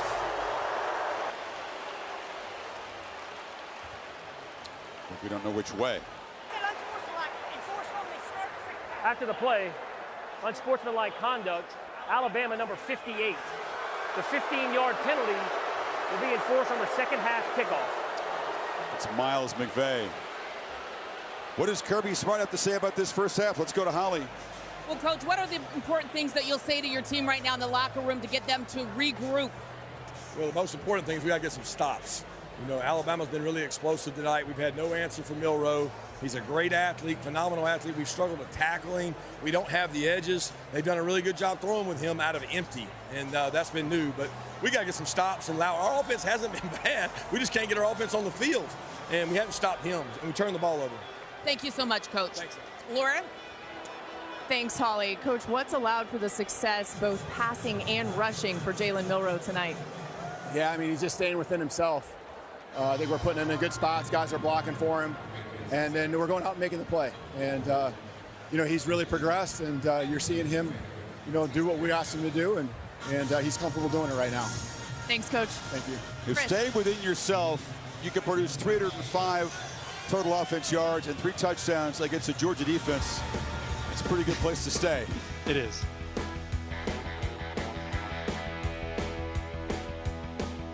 End of the first half here in Tuscaloosa. Ford halftime report coming up right after these messages. Georgia is to come back and win this. It'll be the biggest comeback in school history and the biggest comeback ever in a top 5 matchup. a nightmare for Carson Beck in the first half. What does he have to do to settle in and try to lead his team back? They get the ball to here to start this second half. I think you're going to see some tempo. You're going to see him probably after that first half, maybe a couple easy throws, just try to find that rhythm. Bama, the story's been their offense, but in that first half, but a big story to me also has just been the aggressive nature of the Alabama defense. They've done a really good job of keeping Georgia's offense unsettled, especially Carson Beck. That's the worst first half of football that we've ever seen from Beck. He's going to have to respond here, especially on this opening drive. Chance at field position. The penalty on Alabama after the first half expired means they'll kick it off from the 20. And this is Evans from the 13. Chance to build momentum. And Anthony Evans is knocked down across the 40. So they do have decent field position. Here's what's gone wrong for Carson so far. Yeah, well, just a lot of poor decisions, where he gets the ball out, receiver's not looking for it. That was behind the receiver. Here just throws it right into the arms of Jahad Campbell with a nice interception. Deontay Lawson almost a pick six. Then here the intentional grounding in the end zone, just trying to get rid of it with a blitz and get into the face, which has been a common theme when he's been back there throwing the football. Bama has really dialed it up with Kane Womack. Georgia has been an effective second half team in the young season so far. Ran away from Clemson. Ground out a come from behind win against Kentucky. The challenge appears more significant right now. Etienne goes backwards and never does get the edge, tackled by the freshman Xavier Brown. Holly, what do you have? Well, Georgia football is trying to regain their composure. I think it's worth noting that only one player on this entire team has ever played a game here at Alabama. It's been loud down here at times.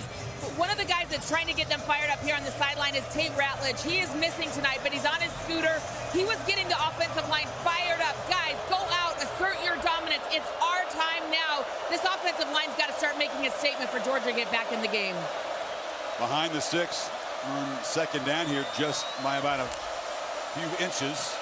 Beck lofting a throw, miscommunication, and very nearly another interception as Dylan Bell broke off the route, and Xavier Brown was the nearest man to the ball. Yeah, you'd love it working to the outside, and I don't know the confusion there, but Dylan Bell almost looked like he was going to start to block instead of running a route downfield. Yes, Kirk, you've seen the tape. Georgia went from being the best third down team in the country a year ago to being very substandard coming in, and 0 for 5 tonight. Coming into tonight, they've been at 3rd and 7. That's been their average on the year. It's tough to execute on 3rd and 7. Now here they are at 3rd and 10. Pressure immediately, and Beck is knocked down. Deontay Lawson at a Mobile free runner. Again, they dial it up with Kane Womack. Look how fired up he is. A little nod of the head. Yeah. Robinson walks up. He's an outside linebacker who they walk up right here on this 3rd down. But watch the delay blitz here. That's where it ends up coming home. It's the AT&T clicker right here. It's that delay. Good job of disguising offensive line because it's so late. They don't do a good job of picking it up. Also, the back out of the backfield doesn't even see it. Relentless pressure on Beck. And when he has had a little bit of time, he hasn't been able to deliver on target. Cole Adams makes the fair catch, 44-yard punt. Laura? Well, Chris, we've seen an exceptional night from Jalen Milroe, and coming into this game, he told me these were the games he used to dream about as a little kid. He always hoped that he would be recruited by a Power 5 school. He told me little Jalen would be proud. I bet he'd be even more proud after seeing this performance so far tonight. He also said he used to play these out in his head. Tonight, probably playing out like a video game, as you guys pointed out earlier. Comes from Katy, Texas, and had that failure against his home state Longhorns on this field a year ago. Bounced back from that. Was able to win an SEC championship, of course. Comes up a yard short on the goal line against Michigan in the Rose Bowl. Keeps it all the way and is pushed along near sideline. And there's his parents right there. Can imagine their feelings. You bring up that Texas game where they lost, and he got confused with some coverage in that game, the USF game, where he ends up, by then he'd been sat down. They were just reeling as an offense. Comes back and ends up really settling in and becoming a guy they can count on. Think about how far he's come from last September to this September and where he is right now. Couldn't be more polar opposite. Look to his right as the football takes off, gets a big shot as he goes to the ground at the 31. Don't want to take too many of those from Smile Monday. Yeah, I love when he starts to take off horizontally, and then at some point he sees that crease and he puts his foot in the ground and gets, immediately kind of jumps into it and then gets north and south. Need 4. So keep this drive going.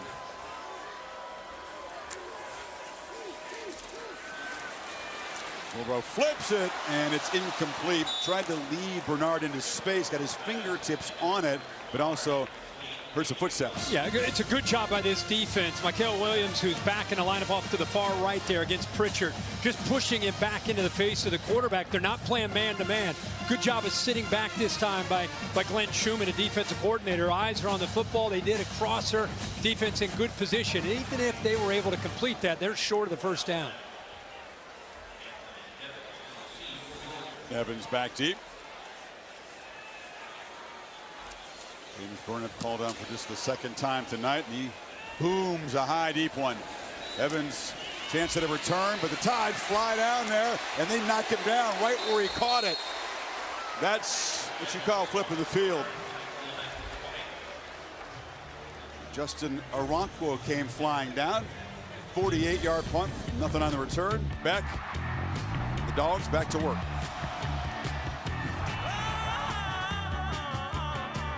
Calm guy by personality, can certainly be a very effective leader. Doesn't often have that fire in the eye look, and sometimes the body language isn't what everyone in the Georgia organization would like for it to be.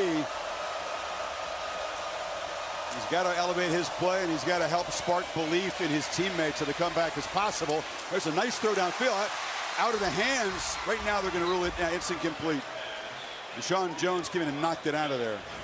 Well, that's a great, that's a great throw, but a heck of a play by Deshaun Jones. Gets behind him, see the corner on the outside. He catches up, gets that left hand in there to knock the ball loose. So he gets it in between defenders, but good hustle effort by Jones to get that ball out. If Delp had held it for another split second, it could have been a catch and a fumble. 2nd and 10. Ball quickly to the perimeter. They got blockers out there for Lovett, and he's knocked down at the 25. Well, this defense flying right now, all night, not right now. They are just one step ahead, anticipating, looking at the formations, running to the football. How often have you seen tonight? Not many crimson jerseys and helmets flying in pursuit to the football. Every single time. Seeking their first 3rd down conversion against Womack's defense. Need 6. Beck scrambles, now goes sideways. Instead of going forward to the marker, he'll be stopped a yard short. Jahad Campbell got him down, just lost awareness apparently of where the marker was. Yeah, underestimating the speed of this defense. I don't know why he just didn't keep going upfield. He'd have a shot if he would have just taken off there and gone, but instead he tries to go outside. He has no chance of getting out there. Going forward on 4th down. Cass Jones is the back. He's got the ball. He's powering forward. It's going to be just enough for Georgia to keep the football here. They had to earn every inch of it. Yeah, that is right at the marker. They will move that. Pretty good effort. Not, again, you get to those 3rd and shorts, 4th and shorts against Alabama's defense with the size that they have on that defensive line, the linebacker play that they have. They got that by about 2 inches. They got to get the ball downfield. Got Etienne lined up far left of the formation, right near the sideline. 4 receivers in the pattern. Beck steps up out of the pocket, takes off, and will slide down after picking up about 8. Yeah, as he took off, the safeties from Alabama started to look at him. He actually had a streaking receiver down that right sideline. I think it was Dominic Lovett. He just didn't see him as he was scrambling. He was behind the line and could have flipped it. That would have been a touchdown. On the edge, there's Lovett. Gets around a block. Dominic Lovett in a foot race, and they'll finally haul him down. That was Campbell showing tremendous speed in pursuit. There is a flag down.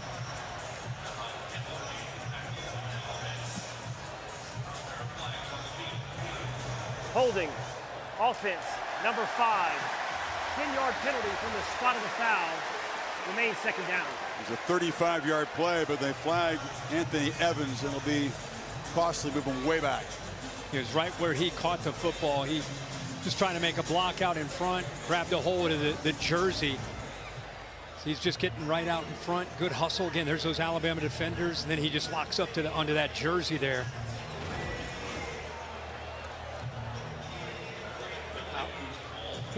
Here's the play real quick I was talking about. He was actually right here as he starts to scramble. Watch him, watch the safety right here. And while he was behind the line, boy, that would have been a big play if he could have located that. Might have been called a horse collar, by the way, in the tackle against Lovett at the end of the play. It wasn't called, and now there's a flinch up front. And it's Xavier Truss.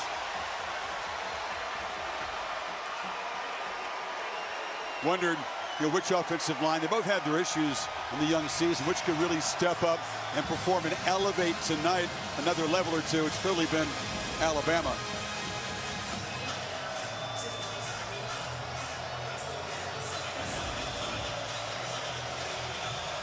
So now back behind the sticks on second down.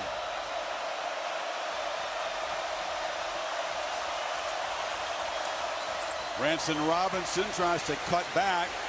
Runs right into heavy traffic. That's been tough all night. Lawson and Campbell there. They've done a really good job of rotating bodies on and off the field. They are staying fresh into this second half. This defense flying and getting off of blocks. It's James Smith, 23, that's out there. Watch 23. Look how quick and powerful he is. Gets penetration. Now you're in no man's land. Easy to clean it up for Lawson. Another crack at third down. Still looking for their first conversion. 7 guys up there. They don't bring pressure. Ball comes out quickly on the edge and stopped short. Bumped out of bounds there as Evans. Malachi Moore cleaned it up. Good effort by Evans, but it's fourth down again. This time they're going to need about 3, Kirk. How many times have we seen Ladd McConkey run a play like this throughout his career in Athens? And as you said, Evans did everything he could to give himself a chance. Good effort there by Moore, the veteran there on the back end. Another desperation play midway third quarter for this Dogs offense. Protection, throw across the middle, and catch made in traffic by Lovett. Did well to hold on to the ball. Devontae Smith was in tight coverage. And again, another one of these first downs where it maybe by a ½ yard, you pick this first down up. Coming from the left side, trying to get separation on a crossing route. It's a good throw that time out in front. Give him a chance there to not only catch the ball, hold on to it, knows exactly where he needed to go for that first down. Very close. 0 for on third down, but 3 for 3 on fourth down tonight are the Dogs. Twice on this drive. Back down the middle, broken up. Malachi Moore drifting back, got a hand on it as he tried to squeeze it in and says, yeah, I saw that in tape. I was ready for that one. He did. The veteran graduate, played a lot of football in a lot of big games.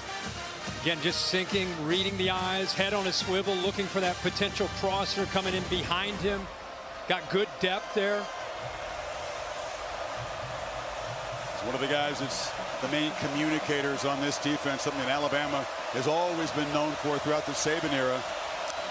And pretty strong in the post-Saban era, too. Etienne, tough run, dragging folks. And across the 45, sets up another makeable third down try here.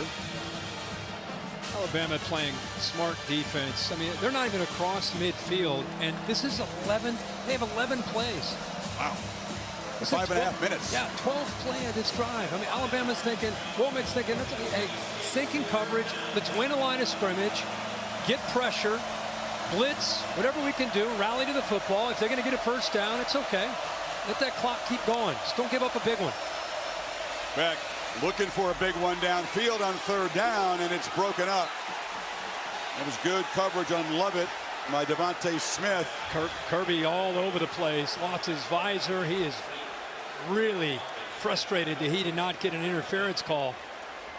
He went with a slot fade to Lovett. Tight coverage there for the nickel. Devontae Smith never locates the ball, and that's what he's upset about.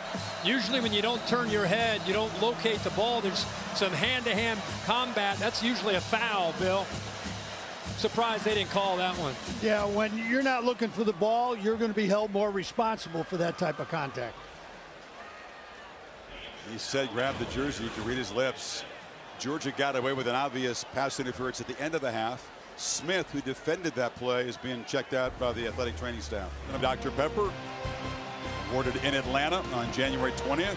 12-team playoff starts a month before that. The loser of this game, whoever ends up not winning the SEC, seems likely to host one of those first-round playoff games on their campus. 4th down. Flags down, free play for Beck, who fires across the middle and also throws another interception to Campbell, who jumped the route, but the Tide jumped off, and then will make it 4th down and perhaps just inches. It may be enough to give him a first down. A couple of flags down, actually. Fouls on the play by each team. Holding, offense, number 55. Offsides, defense, number 23 in the neutral zone at the snap. The fouls will offset. Remains 4th down. Wow, so instead of a free play, it's actually offsetting penalties, and it'll be 4th and 5 again. Not just a free play, but probably first down. Yep. New set of downs. Instead, the hold there. Mental error by Jared Wilson. They keep disguising. They keep messing with his offensive line and the quarterback Beck. They've had him rattled throughout the game, mixing up these looks. Like I said, sometimes pressure and drop, sometimes show it and bring it. Now they're disguising. Four-man rush. Beck gets the pass away, incomplete, and there's a flag that comes in. Cash Jones came out of the backfield, was grabbed by Deontay Lawson.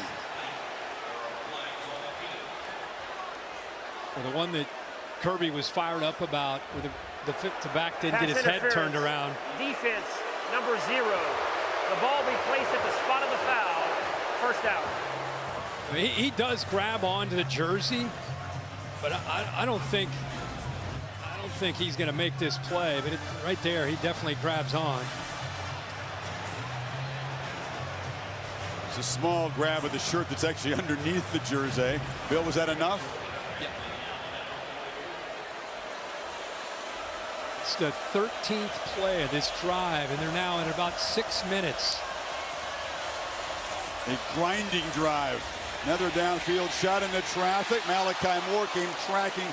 He's just kind of flirting with an interception almost every throw, Kirk, it seems. Yeah, they drop safeties. Again, he's getting a 3-snap, 1-high look. And then you see, this looks like 1 high, but at the snap of the ball, you get a safety that drops back here. So now he can play that half of the field. Good job of getting his body turned. And now he's got a chance to show the range and almost comes up with that interception. But Carson Beck, as a veteran, really getting fooled by the defense and the looks that Kane Womack's giving him. I said a lot of tape. I didn't see any of this stuff on there. Short throw.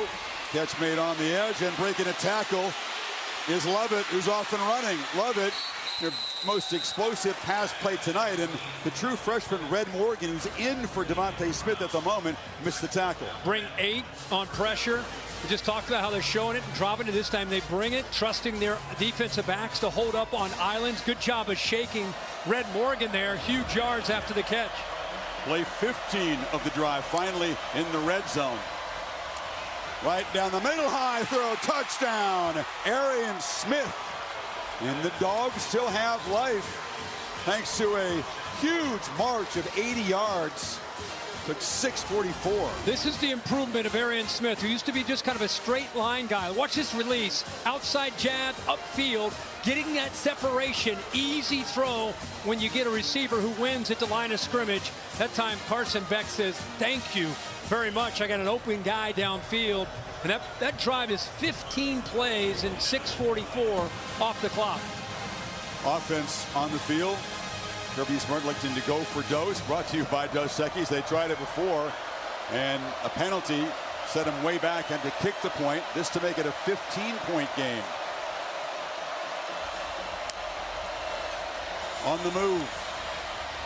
Flips it back across his body and on the back line. Lawson Lucky, the tight end, catches the conversion. And it is a 2-score, not a 3-score game thanks to that conversion. Yeah, motion Smith. You have trips now to the right. Once you motion him, you got 3 receivers, then he's going to roll right. And here's the receiver, the tight end that he ends up throwing back to, Lucky. All the attention out to the right. Good job at coming back. Opens up nicely, and he puts it in a place where Lucky, big, tall, 6'4" tight end, holds on to it. Like you said, they're within 15. Pass was slightly deflected by a fingertip before it got to Lucky.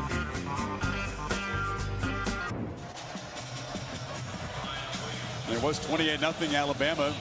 Since then, the Tide haven't scored on offense. Got the safety, but Georgia with a couple of touchdowns. Make it a 15-point game here. Still midway third. This is Ryan Williams from the 7. And 17-year-old spins out across the 20. So Jalen Milroe, the offense on fire. Let's see if they can get the rhythm back. Meantime, the All-State bus here in town. To Mark Stoops. What a win for the Wildcats. One team was really hungry and desperate today. The other one was not. Great road win for Kentucky. On the edge, Miller takes the pitch. Jackson flew up there and knocks him out of bounds near the line of scrimmage.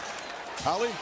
Well, guys, the vibe on the Georgia sideline has really changed. After that touchdown that pulled them within 15 points, they were yelling and screaming. Jalen Walker, number 11 on defense, came over to the offense and said, I told you, we can get this going. I promise you, we've got you here. They need to stop here to get some momentum back for that offense. He kept the edge that time. That was a serious problem on those perimeter runs in the first half. Empty backfield. Dupree, the tight end, lines up far to the left. Milroe, lots of time, and an easy pitch and catch. Williams has first down yardage out across the 30. Really good read, being patient there. I thought initially he might try to throw to the tight end. He came off of him in the middle. Had a nice opening once again, and that Georgia zone defense just sitting nicely, the freshman. And now the freshman goes down the middle. Williams bobbled and caught. And the incredible start for this prodigy continues. He made that an adventure, but another electric play from number 2. But you put Malachi Starks as a safety who can cover on the electrifying freshman. He's got great ball skills. That ball gets behind him. What a job there by Williams' concentration. But how about Milroe going to the 17-year-old freshman against the crafty veteran Starks, and he hits it. 1, 2. How many times did he bobble it? Like 3 or 4. Great focus, as you said. He has the it factor. He's just him, as they say. You cannot believe that this guy is the age he is. Saraland High School down the Mobile area where so many great Crimson Tide players have come from. 54-yard play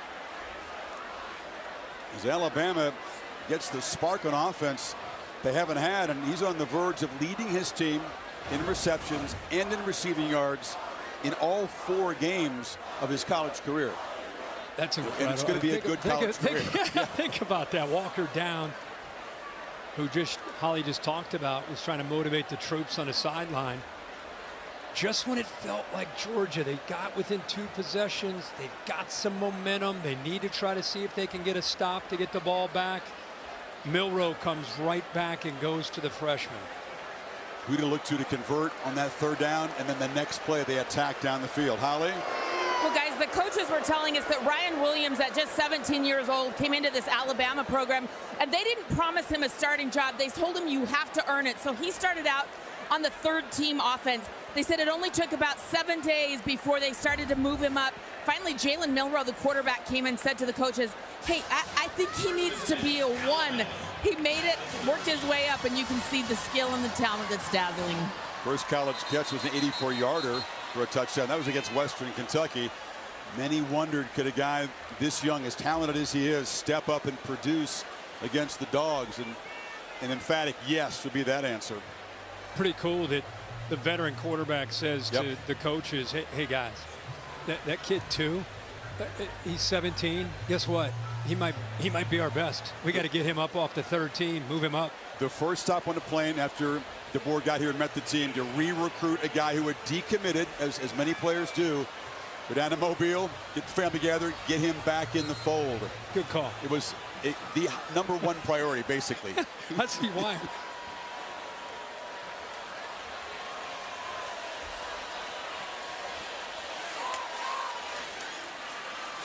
Keeper blocks, and that time Georgia did a better job defending Milroe on the edge. Knocked down after a few yards by Everett.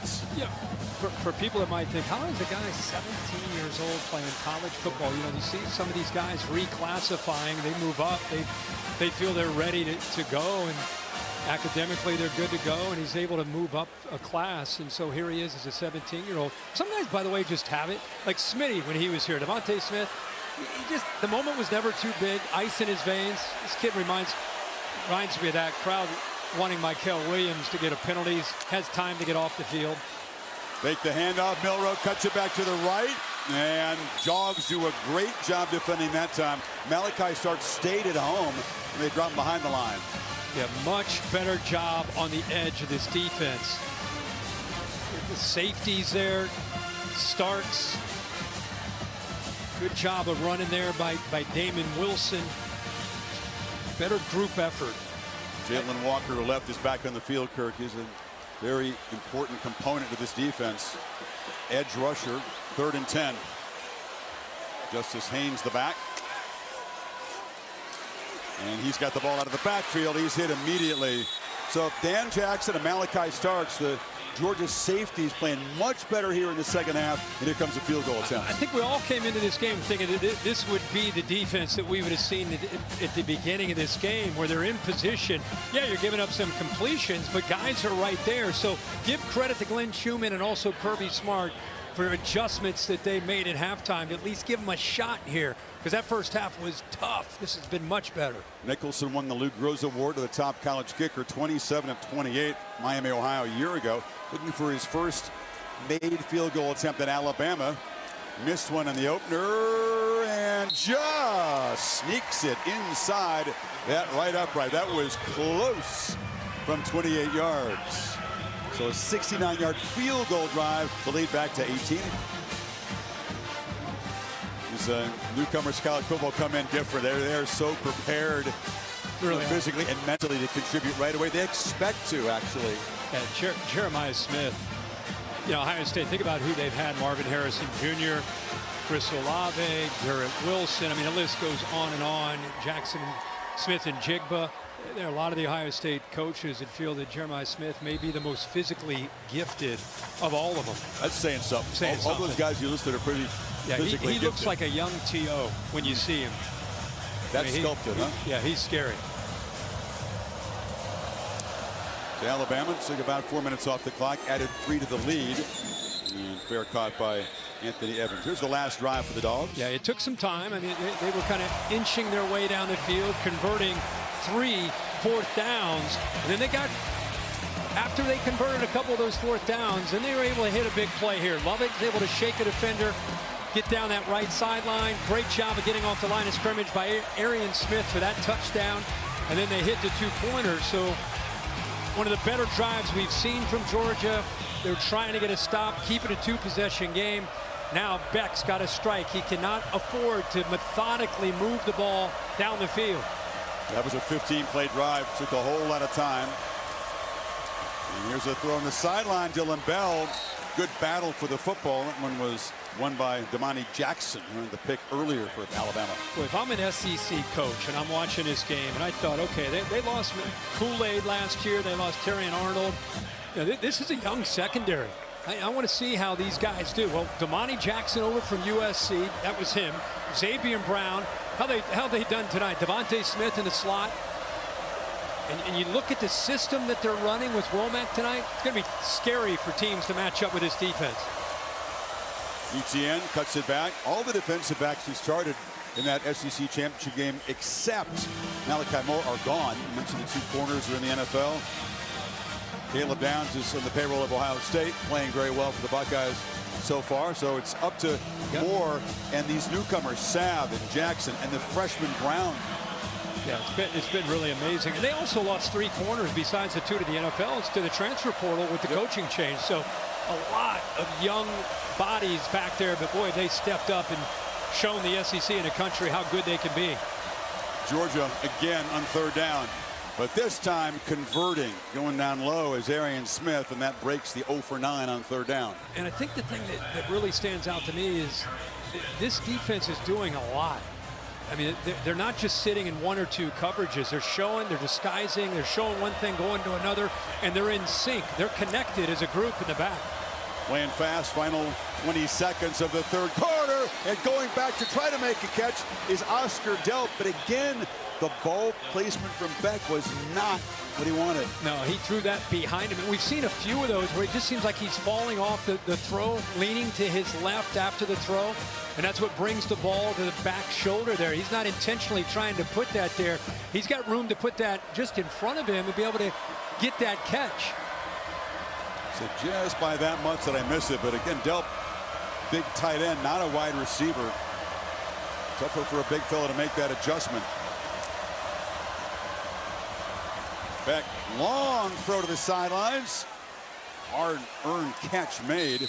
And Bell dragged down in the field of play, and that will do it for the 3rd quarter. Well, Georgia cut into the big lead by 5 points in the 3rd, but 15 minutes to play.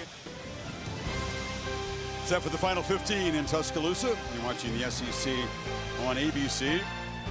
Alabama with that field goal. First offensive points, Kirk, since the 12:24 mark of the 2nd quarter. That early flurry with the 4 touchdowns. Just a safety and now field goal. So Georgia is still within range here. But they need something to happen quickly. ETN can make it happen quickly, but he has been corralled by this tight run defense, and Deontay Lawson makes another big play.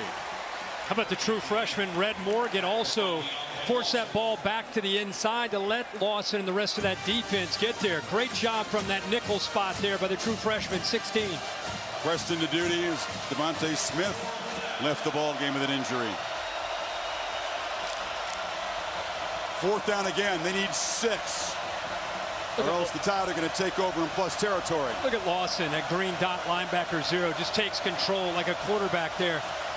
Really good player, communicating, getting everybody lined up. Back across the middle. Another squeezed into tight target, and Dylan Bell has become one of his go-to guys, and the Dogs with a 1st down in Bama territory. Great job by Carson Beck. This time, man-to-man, you got to get an inside release, and you got to get it into him before that safety can come over and dislodge that football. Got it out in a hurry. Gave him a chance because it was low to go down and get it. Staying alive here in this game with these 4th down conversions. On 1st down, Beck loses the football. They knocked it out of his hands, and Latham makes the recovery. Rusa knocked it loose. Another turnover for Beck. We're going through the personnel on the Alabama defense with Kane Womack, and we got to number 4, who was a little iffy because of an ankle, and his eyes lit up. Said most gifted linebacker that we have off the edge, number 4. One didn't know if he could go. He's got power. You could see the change of direction, the awareness to be able to get his hands on the football. So he might not be at 100%, but he makes a big impact on this game here in the 4th quarter with that left hand knocking the ball loose. Playing through some pain. It was a high ankle sprain against the Badgers. And now Alabama is set up at the 48. Justice Haynes darts forward.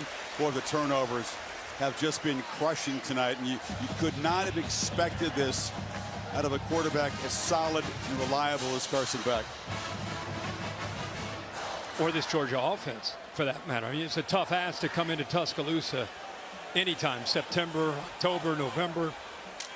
But, yeah, the turnovers in the Alabama defense just taking the wind out of their sails throughout this game. Tide lined up quickly. I was thinking, why are they playing with tempo, up 18? Let's take a look at the sidelines. And it's Milroe, and a much better job stopping the quarterback runs in the second half. C.J. Allen made the play. Yeah, this one was a little bit slow in developing. Gave those linebackers like C.J. Allen plenty of chance to get out there and not allow him. If you missed the first half, he was running out on the edge. He and a lot of the receivers, we saw Bernard going in jet motion. Basically, anytime they wanted to get the ball outside, they took it. And since the halftime adjustments, we've not seen that nearly as much.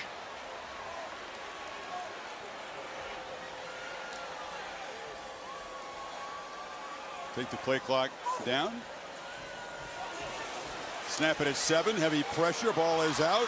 Justice Haynes will be stopped behind the line of scrimmage there by Warren Brinson. One of those guys who's been playing through some pain. Got hurt against Clemson. Back tonight.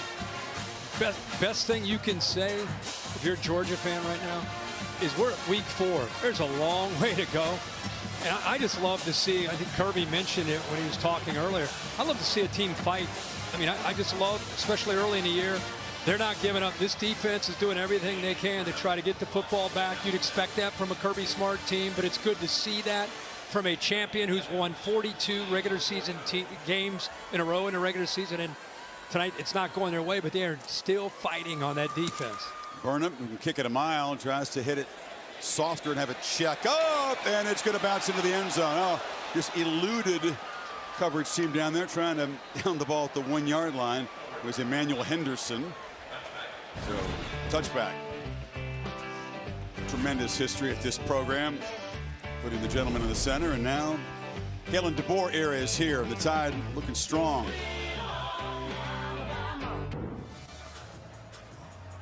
Well, Coach, you're in striking distance entering the fourth quarter. I saw you having a long conversation with Carson Beck. What are you saying to him right now?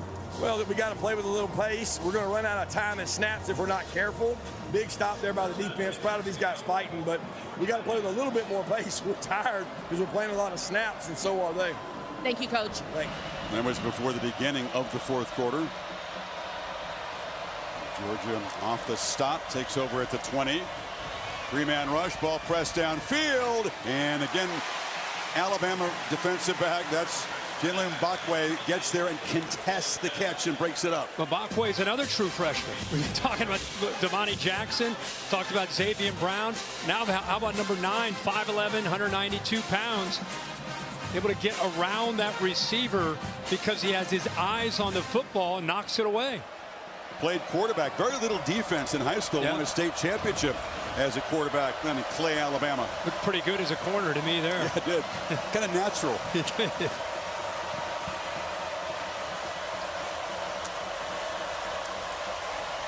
Back, trying to escape. Checks it down. Etienne held inbounds, picks up about 8. Part of this is because it's 33-15, but they've been in catch-up mode since the first half. We're talking at the break. Without McConkey, without Bowers, who's the game breaker? Who's the guy that can score? You get down like this, who can? And part of it's Bama's defense and what they're doing, but who's the guy? Arian Smith had one play downfield tonight. Yeah, and he's done it. And he's done it throughout his career. But somebody's got to be able to get downfield. Is it Smith? Is it Lovett? They need a chunk play. Trying downfield again. This is Lovett in a battle, and it is broken up again by that freshman Morgan. They're taking shots. They're just coming up empty. Yeah, so that's the third true freshman on the back end that we've been talking about. Xavier Brown won, saw Mbakwe, and now Red Morgan is, like we keep talking about, he's been in defense as a run defender. He's been able to step up. Now he's out there making plays downfield in coverage. They need to convert yet again on 4th down. Need 3 here. 4 for 4 so far tonight. That's the only reason they're still in this game. Back across the middle, and that one they don't convert, but a flag comes in. That was Keon Sabb in coverage against Lawson Lucky, the tight end. That was really physical. Holding defense number 34. 10-yard penalty from the previous spot. First down. You got Q Robinson on the penalty, announced 34. Yeah. Well, but watch Lucky here. I mean, he's running, trying to get beyond the sticks. He's going to work back. Look how physical. It wasn't just the end of the play. It was the entire play there. I'm not sure where Robinson was involved. It may have meant 3. Yeah, it was 3. So again, they convert on 4th down, this time via penalty.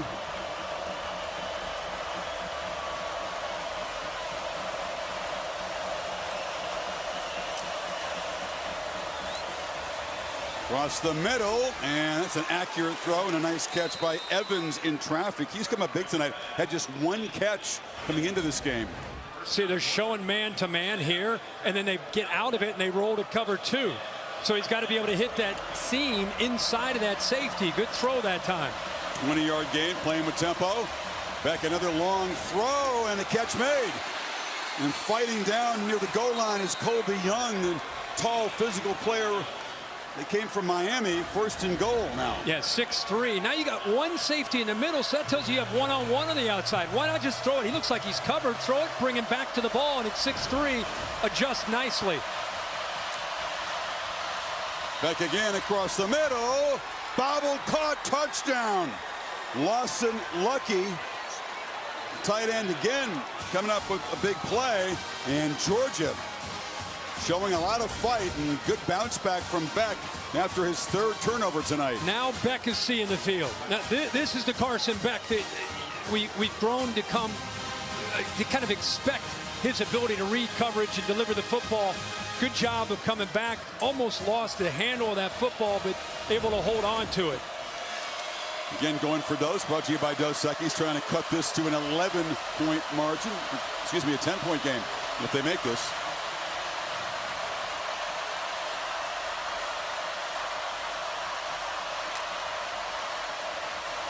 Batted away. Put it off to the left, but Keon Sabb was standing right there and knocked it down, so the lead sitting at 12. 9:46 to play in Tuscaloosa. Goodyear providing the aerial coverage. Road tested and game ready. Are you ready for the road? Goodyear, more driven. That's a fast drive by Georgia. Kirk, that was not methodical. They went 80 yards in less than 2 minutes. Took them to 6 plays. 2-point conversion batted down, so still a 12-point game. Job not done for Milroe and the Crimson Tide yet. No, got to be careful getting too conservative too. Booted deep, and the fair catch is going to be made by Adams. Kevin, thank you. Nod of the head from Mike Black, our trusted spotter, who's a former Broncos kicker. Milroe looking to throw in 1st down. Pump fakes, pats the ball, and now throws it over the head of Dupree, who was well covered. And for Nick Sheridan as the play caller, this becomes a time where you're working with a 12-point lead, 9:39 to go. Like I said, you don't want to be too conservative. Being aggressive has worked for you, especially in the first half. But you just want to be smart. You want to continue to find your spots, but at the same time, clock just stopped after that incompletion.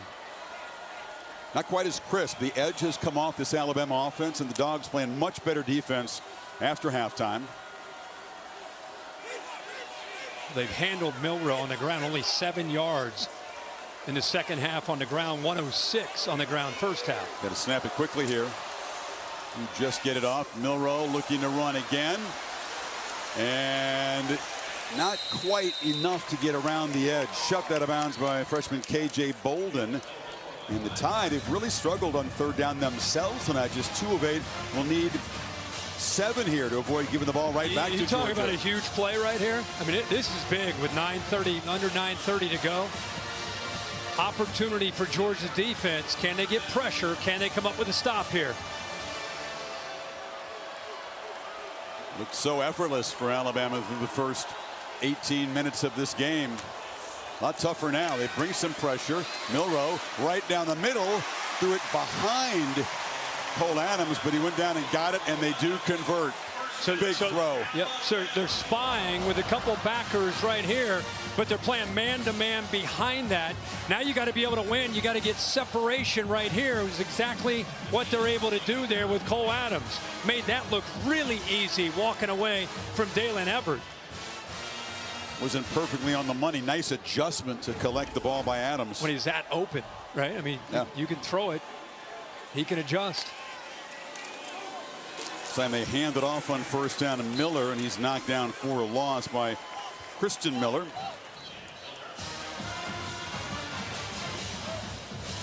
Every time, as you said, big play, because look at this clock running. Now you sense that although they want to continue to be aggressive, they will become much more conscious of using this clock in a two-possession game. Yep. Work the play clock down. They've got 20 more seconds to play with here. Georgia just hanging around, just on the fringe. We snap it at 13. Keeper by Milroe. They were grabbing at that ball. Did he come out? Tyrion Ingram Dawkins was ripping at the quarterback's arm. Thought he had a takeaway, but Milroe did well to hold on to it. Yeah, I thought he got in there and had a chance. He did attack the football, which you're expected to do down 12 in the fourth quarter. Milroe held on, but another third down. From the pocket, he throws. It's broken up. Dangerous throw because Dalen Everett was tracking back. C.J. Allen brought the pressure. Well, that time they bring pressure. They have not been getting home. This time they do. A little bit of movement here. Alabama going much faster there on that third down, but nobody picks up C.J. Allen. And those defensive backs all lined, all five of them right at the first down marker, knowing exactly where those receivers were trying to go. That time 6, able to work around the freshman. Aggression has worked, as you pointed out. So is playing with some tempo. In that possession, some incomplete passes. They did not work the play clock down several times. Could have chewed up more of this. And now Beck will get the football back. So about half of the final quarter to play. They'll go 5 yards back here for Alabama. False start. Offense, number 18. 5-yard penalty. Remains fourth down. Another thing to remember when you get into these situations, you got 3 timeouts and a new rule this year with a 2-minute timeout. So it's all about how quickly can you move down the field. If you are able to, how quickly can you move down the field? Different look here. Georgia's got 2 men deep. Evans and Starks. And it bounces around dangerously. That bounce near where a couple of players were engaged in a block. Apparently it did not touch a Georgia player, and the Dogs will take over the 22. It's a cool evening in Alabama. Goodyear soaring above Bryant Denny, providing the aerial coverage. Winning is easier when you're road game ready. Are you ready for the road? Goodyear is more driven. Alabama student section has been given a lot to cheer about by their team. The Taco Bell Liv Moss Student Section of the Year contest. Download the Taco Bell app to learn more. Beck and the Dogs within a dozen. 7:14 on the clock.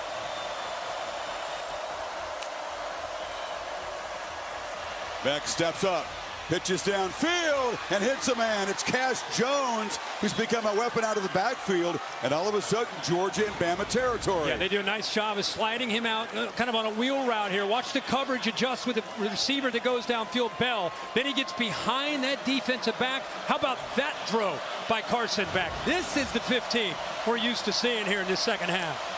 Who can give you explosive plays? Cash Jones comes up with a 30-yarder. Beck pressing the ball downfield into coverage again. Caught! Arian Smith at the 1-yard line. In 2 plays, they're on the doorstep. That's the 4th straight pass of 20 yards or more that he has hit in this second half. And let's give credit to these receivers adjusting back to these footballs, finding ways to make big plays. We asked for it. Who's it going to be? And they're finding a lot of different guys capable now of making these plays. Whistles and points. Each team at the other side. Wow, did that happen in a hurry? Shows you the elite arm talent that he has. 30 yards and then 47 yards. 77 yards in 39 seconds. All of a sudden, it's Alabama looking a little bit dazed. Cass Jones, who made that first big play, takes the handoff and just runs right into a crimson wall. John Campbell and others make the play. Now down 12. Every play they don't get in the end zone, he chews into the clock. Clock is stopped. There's a Georgia offensive player down on the field. It's Jared Wilson. Let's go back and look at this catch. A couple big plays by this offense, Chris, that you're referring to. Cash Jones had one of them, and then we go to Arian Smith. We talked about how he's made so many big plays in his career. There's the progressive pylon cam to show you if he got close or how close. He's down at a 1 yard line. Brown saved the touchdown there, but wow. Carson Beck has overcome 3 turnovers tonight, trying to rally his team to the biggest comeback in Georgia history. As them within striking distance of cutting this into a 1-score game. Holly? Well, guys, big development down here. The center, Jared Wilson, is down injured. Tate Ratledge, who is out tonight injured, is normally their backup center. So the third-string center, Bobo, is coming in. That is Mike Bobo's son, Drew, the offensive coordinator for Georgia. He just took some snaps with Carson Beck. What a turn of events on the goal line. Yeah, he's obviously proud of his kid. A big high school ball in Auburn. Yeah, 6'5", 305 pounds. Redshirt sophomore getting baptized in here.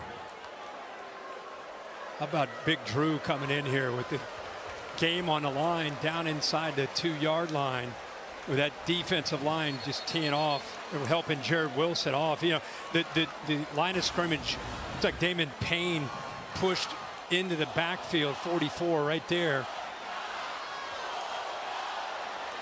That was a lot of violence down there in the pit, as you'd expect. This would be a tough loss if Wilson is going to be sidelined for a while. In the meantime, Georgia got pushed back on that play. So the football sitting just inside the 3 on 2nd and goal. We talked earlier about short yardage and goal line, how tough it is with the size of these linemen. You got to work the edges or a quick pass. ETN is the back. End around. Bell breaks into the end zone. Georgia very much alive and looking dangerous now. Picked up a nice block by Colby Young, and then the 2 tight ends, Delp and Lucky. We just said you don't want to go into the interior there. Good job by Mike Bobo calling it to get it outside. By the way, nice job of getting that snap up there by Drew Bobo. And now we got another player down. This is Tim Keenan. All the summer conditioning, Alabama under DeBoer calls it the 4th quarter program. Kirby Smart said that there's been obviously a lot of intensity. Teams playing with some tempo. It's a real gut check here in the final 6 minutes on both sides. Touchdown again. Krista block here. Outside blocks. Quick motion right here by Bell. It just opened up. Well, we said there's going to have to be urgency, quick strike, and they've delivered that. Last 2 touchdown drives, 80 yards in a minute 46. That last one, 78 in a minute 35. I mean, this game, there are a lot of people that probably went away from this game. 30-7 at halftime. Felt like it was even worse than that for Kirby Smart. Kirby Smart goes in there, not used to talking to the Bulldogs when they're down like that. Usually other teams are down like that. And we kind of kept saying as they were working their way back, you know what? He should be proud of his team. They're fighting. They're continuing to give themselves a chance. It's exactly what he probably told him. Just keep plugging along. We're going to get back into this game. And now, here they are, within less than a possession here, taking a lead. We have 1 possession. You go up. It's 28-0 about 3 minutes into the 2nd quarter. 28-5 has been the edge for Georgia since then. And Alabama, where they got a little comfortable in the lead, they've not throttled back on the aggression in terms of the play calling, but haven't been nearly as crisp. And Milroe has really been contained as a runner and a thrower for the most part since then. We were talking at halftime. I think Milroe just won the Heisman. I mean, it was like that kind of first half. Incredible in every phase of the game. But Georgia made the adjustments. You talked about it, how they've done a good job of making adjustments throughout this year. He's done a great job of making adjustments throughout his career as a coach. And so that's not surprising. What's surprising is that their offense and Carson Beck has caught fire here in this second half. All of a sudden, Milroe And this Alabama offense have got to come away with some points here, or Beck and this suddenly on fire Dogs attack is going to get the ball back with a chance to win it. And this is mishandled by the freshman. A disastrous play. They have to just fall on it. That was Ryan Williams back there. Not a role that he's really played as a returner. Inexperience showing, and they're really backed up. And they're looking at each other. You know, they're looking at each other. You have it, I have it, do you have it? And again, that's a 17-year-old. Not that it's his fault, but it's just miscommunication. And Adams just says, I got to get on top of this football. So they're inside their own 5-yard line. Alabama had 355 yards of offense and 30 points in the first half. They have 98 yards and 3 points here in the second half. And now they're backed up inside, what are they, at the 2-3 yard line? Man, has the mood shifted in here. High anxiety for the Tide faithful here in the end zone. Haynes trying to run out, just gets a little breathing room out near the 7. How crazy is momentum in this sport of college football? In Alabama, their fans have been singing songs and having a great time and thinking about what they're going to do after the game. I'm talking about the majority of this game, 85, 90% of the game. And Georgia just kept battling. Here they are. Milroe from the end zone. High throw, dangerous, and the catch is made for a first down by Jeremy Bernard. Not quite as accurate in the second half, Milroe. Bernard had to make a nice adjustment there. And Miller got pressure on Jalen Milroe and forced him to throw that ball and kind of fall back as he threw it. And I think that's what impacted his accuracy. Nobody picks him up. You see him have to kind of fall back on that football. He's lucky he's able to get that over top of the big defensive lineman. So a fresh set of downs, a chance to bleed more clock. Here's a first down carry by Haynes. Doesn't want to get out of bounds. I know the quarterback's more comfortable operating at tempo, but it would be nice to bleed a little more clock. They're not working the clock down anywhere near 0 before the snap again in this last series. No, and that's the dilemma when you're working with a lead here, you know, with a new staff and a new coordinator, a new play caller. You know, do you bleed it and go ultra conservative? You know, they're like you said, they're not working clock at all here, up 5. Second down, long throw. Catch is made by Dupree, but he's hit immediately there by Julian Humphrey. Short gain, and will set up a third down, and they'll need about 4. Alabama's facing a defense that has more depth. Remember, that was an issue for Georgia. They had some of their defensive linemen down. They're back tonight. They're doing a great job of rotating, allowing them to stay fresh for moments like this in this game. Dogs get a stop. Beck's going to get the football back with a chance to take the lead, if you can believe it. They're showing pressure, and they bring it. And Milroe on the move, makes the catch. Justice Haynes doesn't quite get there. C.J. Allen stops him short of the marker. 4th down. Decision for DeBoer. Does he dare go for it here?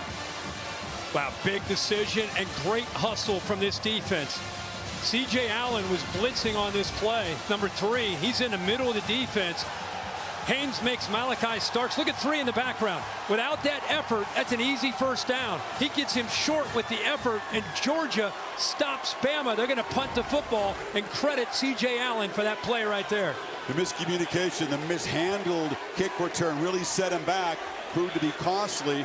And now Burnip will try to deliver a bomb if he can. Anthony Evans standing back at the Georgia 28 and steps up to make a fair catch at the 33.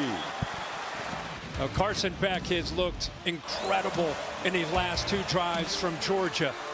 Mixing up, just seems like he felt like he's seeing the coverage, trusting his receivers to adjust the ball and make plays. It's been everybody. Colby Young, lucky with a touchdown. Here he slips out, Cash Jones out of the backfield, takes a shot here to the veteran Arian Smith, who adjusts back to the football. Unbelievable job, and now he gets the ball in his hands, down 5 with 2:42 to go with 3 timeouts. Trying to complete what would be Georgia's biggest comeback ever, and the biggest comeback ever in a top 5 matchup, keeping alive that 42-game regular season win streak. Plenty of time. We don't need to play urgently here. But he's looking to throw that downfield. Has a man wide open. Dylan Bell's got it. A foot race. Spins, spray, and scores. Can you believe it? Georgia has the lead. 67 yards.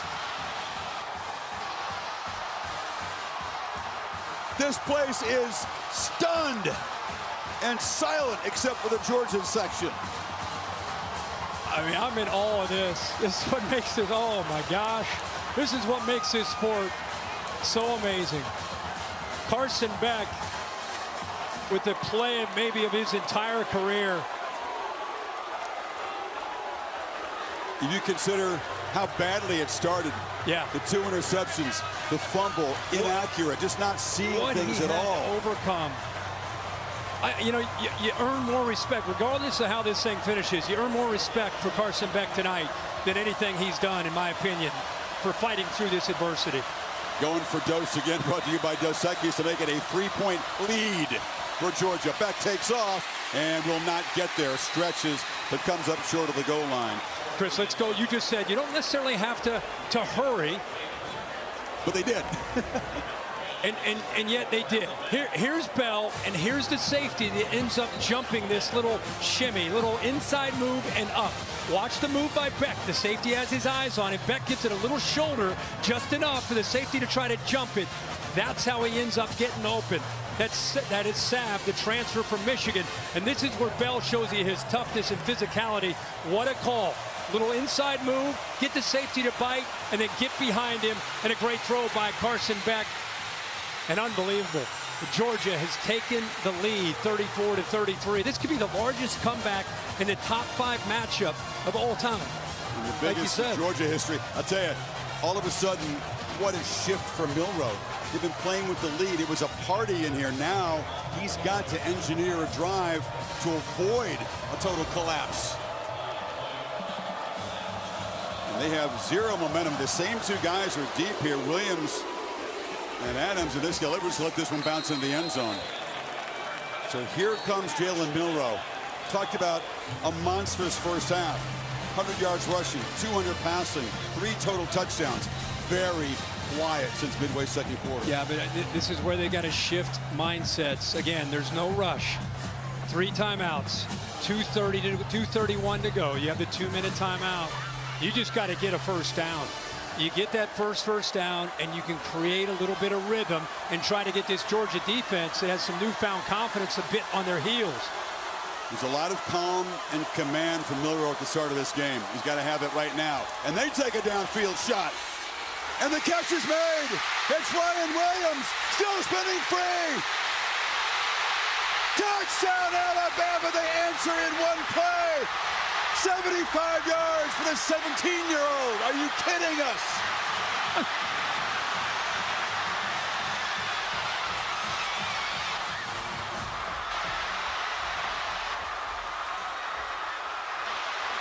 Pandemonium in here.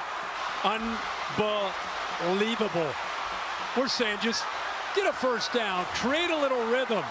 Instead, they go for the jugular. Middle field safety, one-on-one matchup. Why not go to the 17-year-old? Lined up that time against an inexperienced corner who's got talent in Humphrey. What an adjustment back to the ball. This kid just has the it factor, and he showed it right there. Time to go for Dose again. A lot of beer handed out here in the fourth quarter. Dos Equis bringing it to you. This to make the lead 6-7 actually. Low throw, goes down and grabs it. Jeremy Bernard. Wow. Well, Chris, this is a great read by Milroe, who hasn't really made a play since the first half, but what he saw is this right here, a middle field safety, which tells him, I think I got a shot to my guy that can make a play to the outside. He's one-on-one. Look at the DB, never located the football. The receiver, Williams, does. That's why he was able to adjust back. Julian Humphrey never saw it.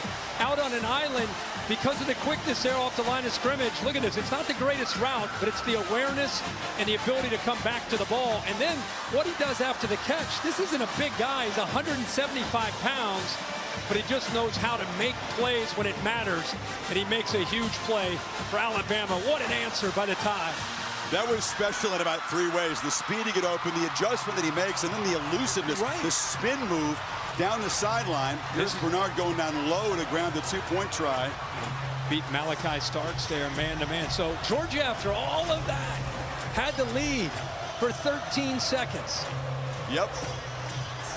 And they find themselves again needing to rally. Again, they have plenty of time. That's the downside of striking so quickly. They left Georgia the 3 timeouts plus the 2-minute timeout. And this Bama defense is all of a sudden really, they have to find some answers here in the back. Are you okay?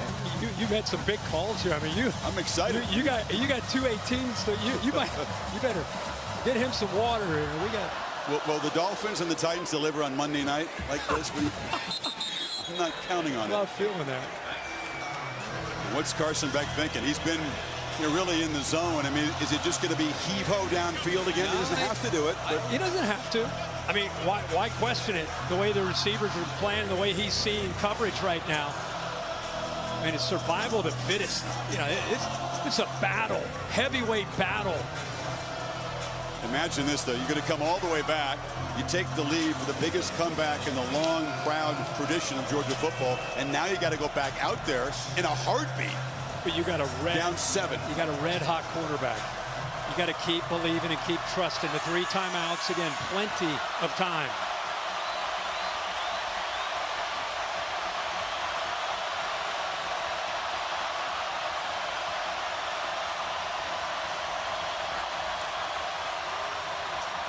Quick throw, far side, incomplete off the hands of Arian Smith. I'm going to tell all these players, Kirk, that, hey, in the 12 playoff era, you can lose this game. Yeah, right. It doesn't really matter. There's no implications that are earth-shaking for the playoff. You want to remind these guys who are playing this way? These kind of guys, you can play them in ping pong and they're going to swing it as hard as they can. These just competitors right here, giving it everything they have on both sides. I think you keep being aggressive. This young secondary from Alabama is struggling to locate the ball. Beck escapes, takes off, and no slide. Dives short of the marker. And we got the center, Jared Wilson, who was out down near the goal line that last time, is back in the ball game for the Dogs. That's a comfort to the quarterback who had his wristband ripped off his hand there. Had the backup ready to go. So that is the 2-minute timeout. Georgia's got 3 more to work with. Down by 7. Welcome back. It's become a quarterback duel here. Carson Beck, until some hollow yards at the end of the half, had like 50 passing yards. He has 306 in the second half. Milroe, a long period, they lost rhythm, and then that strike to Williams to put him back up by 7. Can Beck answer?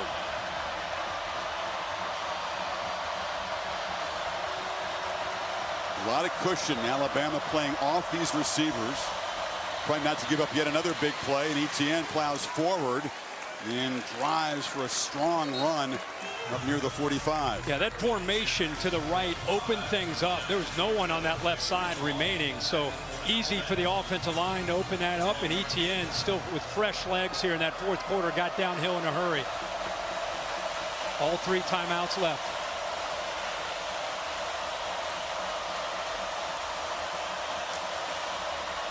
Pressure comes. They pick it up and back off his back foot. A battle on the sidelines. No flag as Keon Sabb was defending Lucky.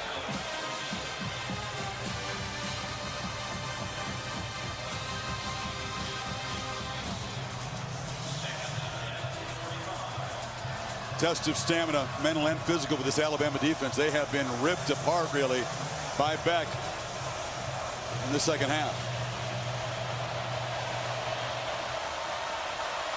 Somebody on this Bama defense going to have to make a play to avoid Beck perhaps taking this game to overtime. Plenty of time again. Sideline throw, catch made, and skipping out of bounds after an 8-yard gain is Bell. It'll be 3rd down and short. Arian Smith, 132 yards receiving tonight. Bell now right at 100. Both of those two have stepped up. Lovett, 7 receptions. So those have been the main targets.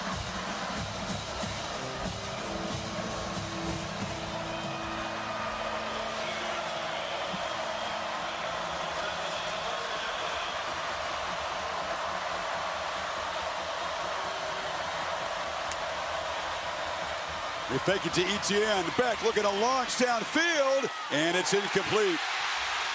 Another battle for the football between Lovett and Devontae Smith, who's come back in the game, and it's 4th down yet again. You know, Young does the hard part there, but he just doesn't hold on to the ball. That ball's thrown behind him. That's very tight coverage that time, but by Smith. Does a great job of coming back, just doesn't hold it. 4th down.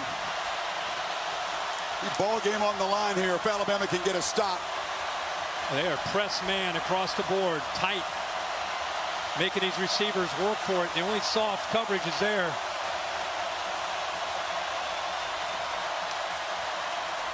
Beck backpedals, converts. Catch made to the 36 by Colby Young. That time Young does hold on to it.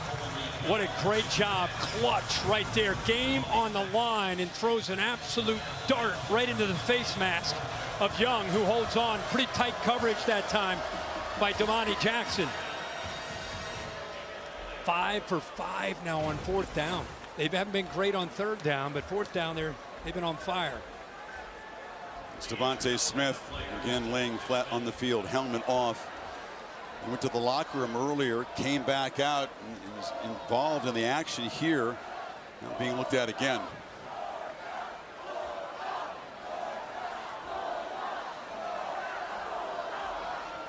So with Smith down, either team taking a timeout there, and they'll help him off the field.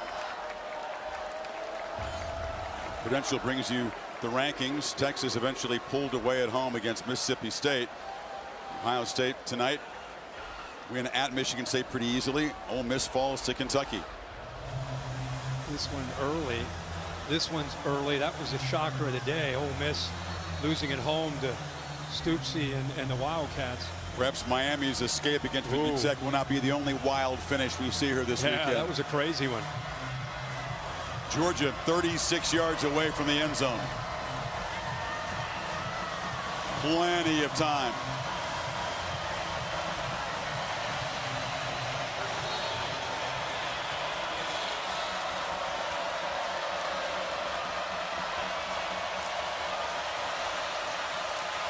Beck rolls out, scans. Could have thrown or ran that time. That time tucks it, dives forward for a short gain. Clock running. Yeah, Kirby uses a timeout there. Smart decision by Beck. Once he cleared out of the pocket, rolled right, there's nobody open. Alabama had everybody covered, and so instead of throwing it away, at least he picks up a few yards, and they use their first timeout.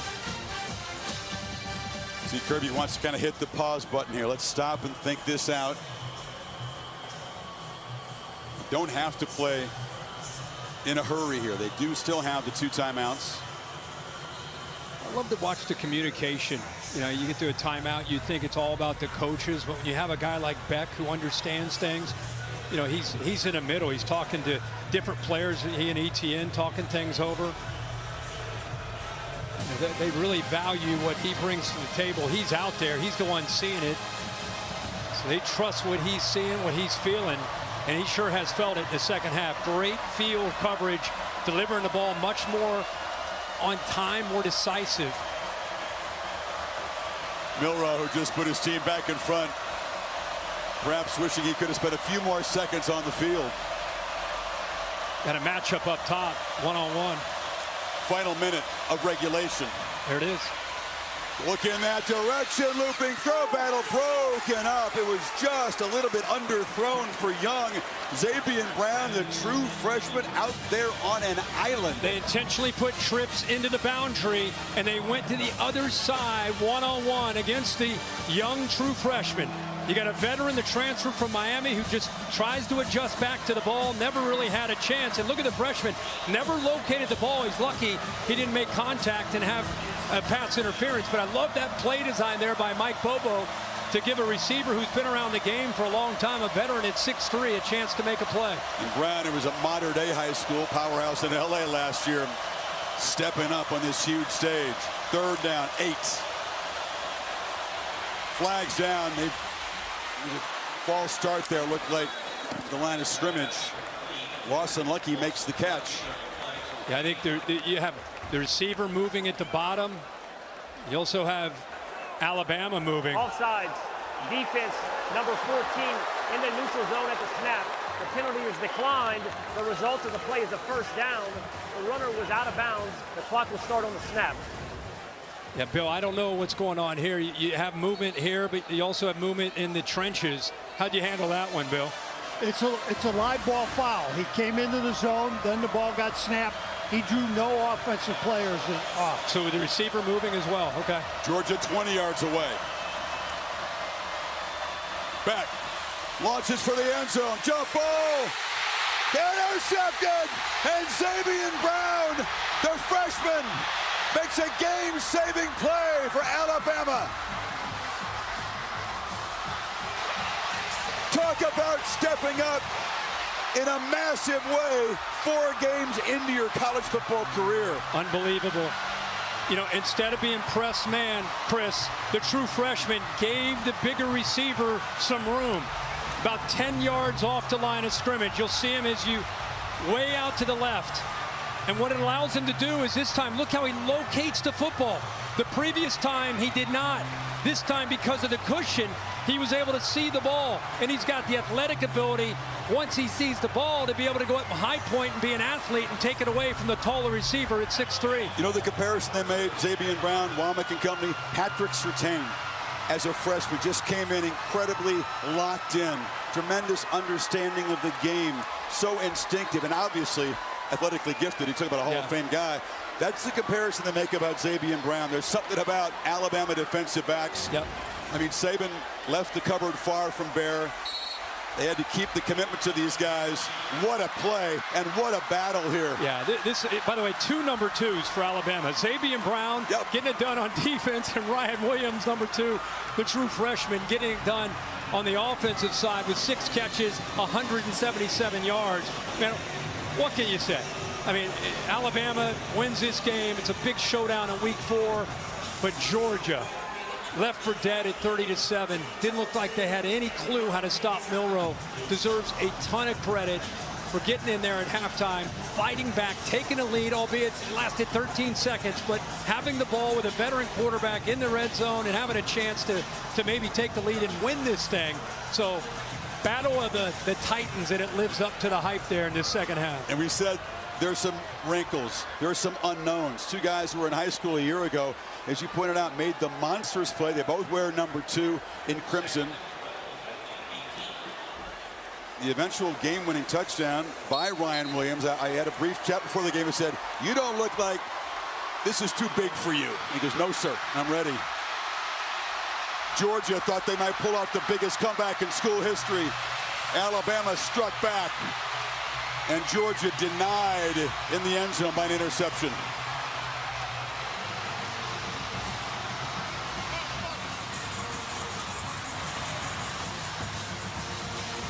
This game felt no different than the collisions of the national championship on the line, with the SEC championship on the line. Every bit as hard-fought and compelling.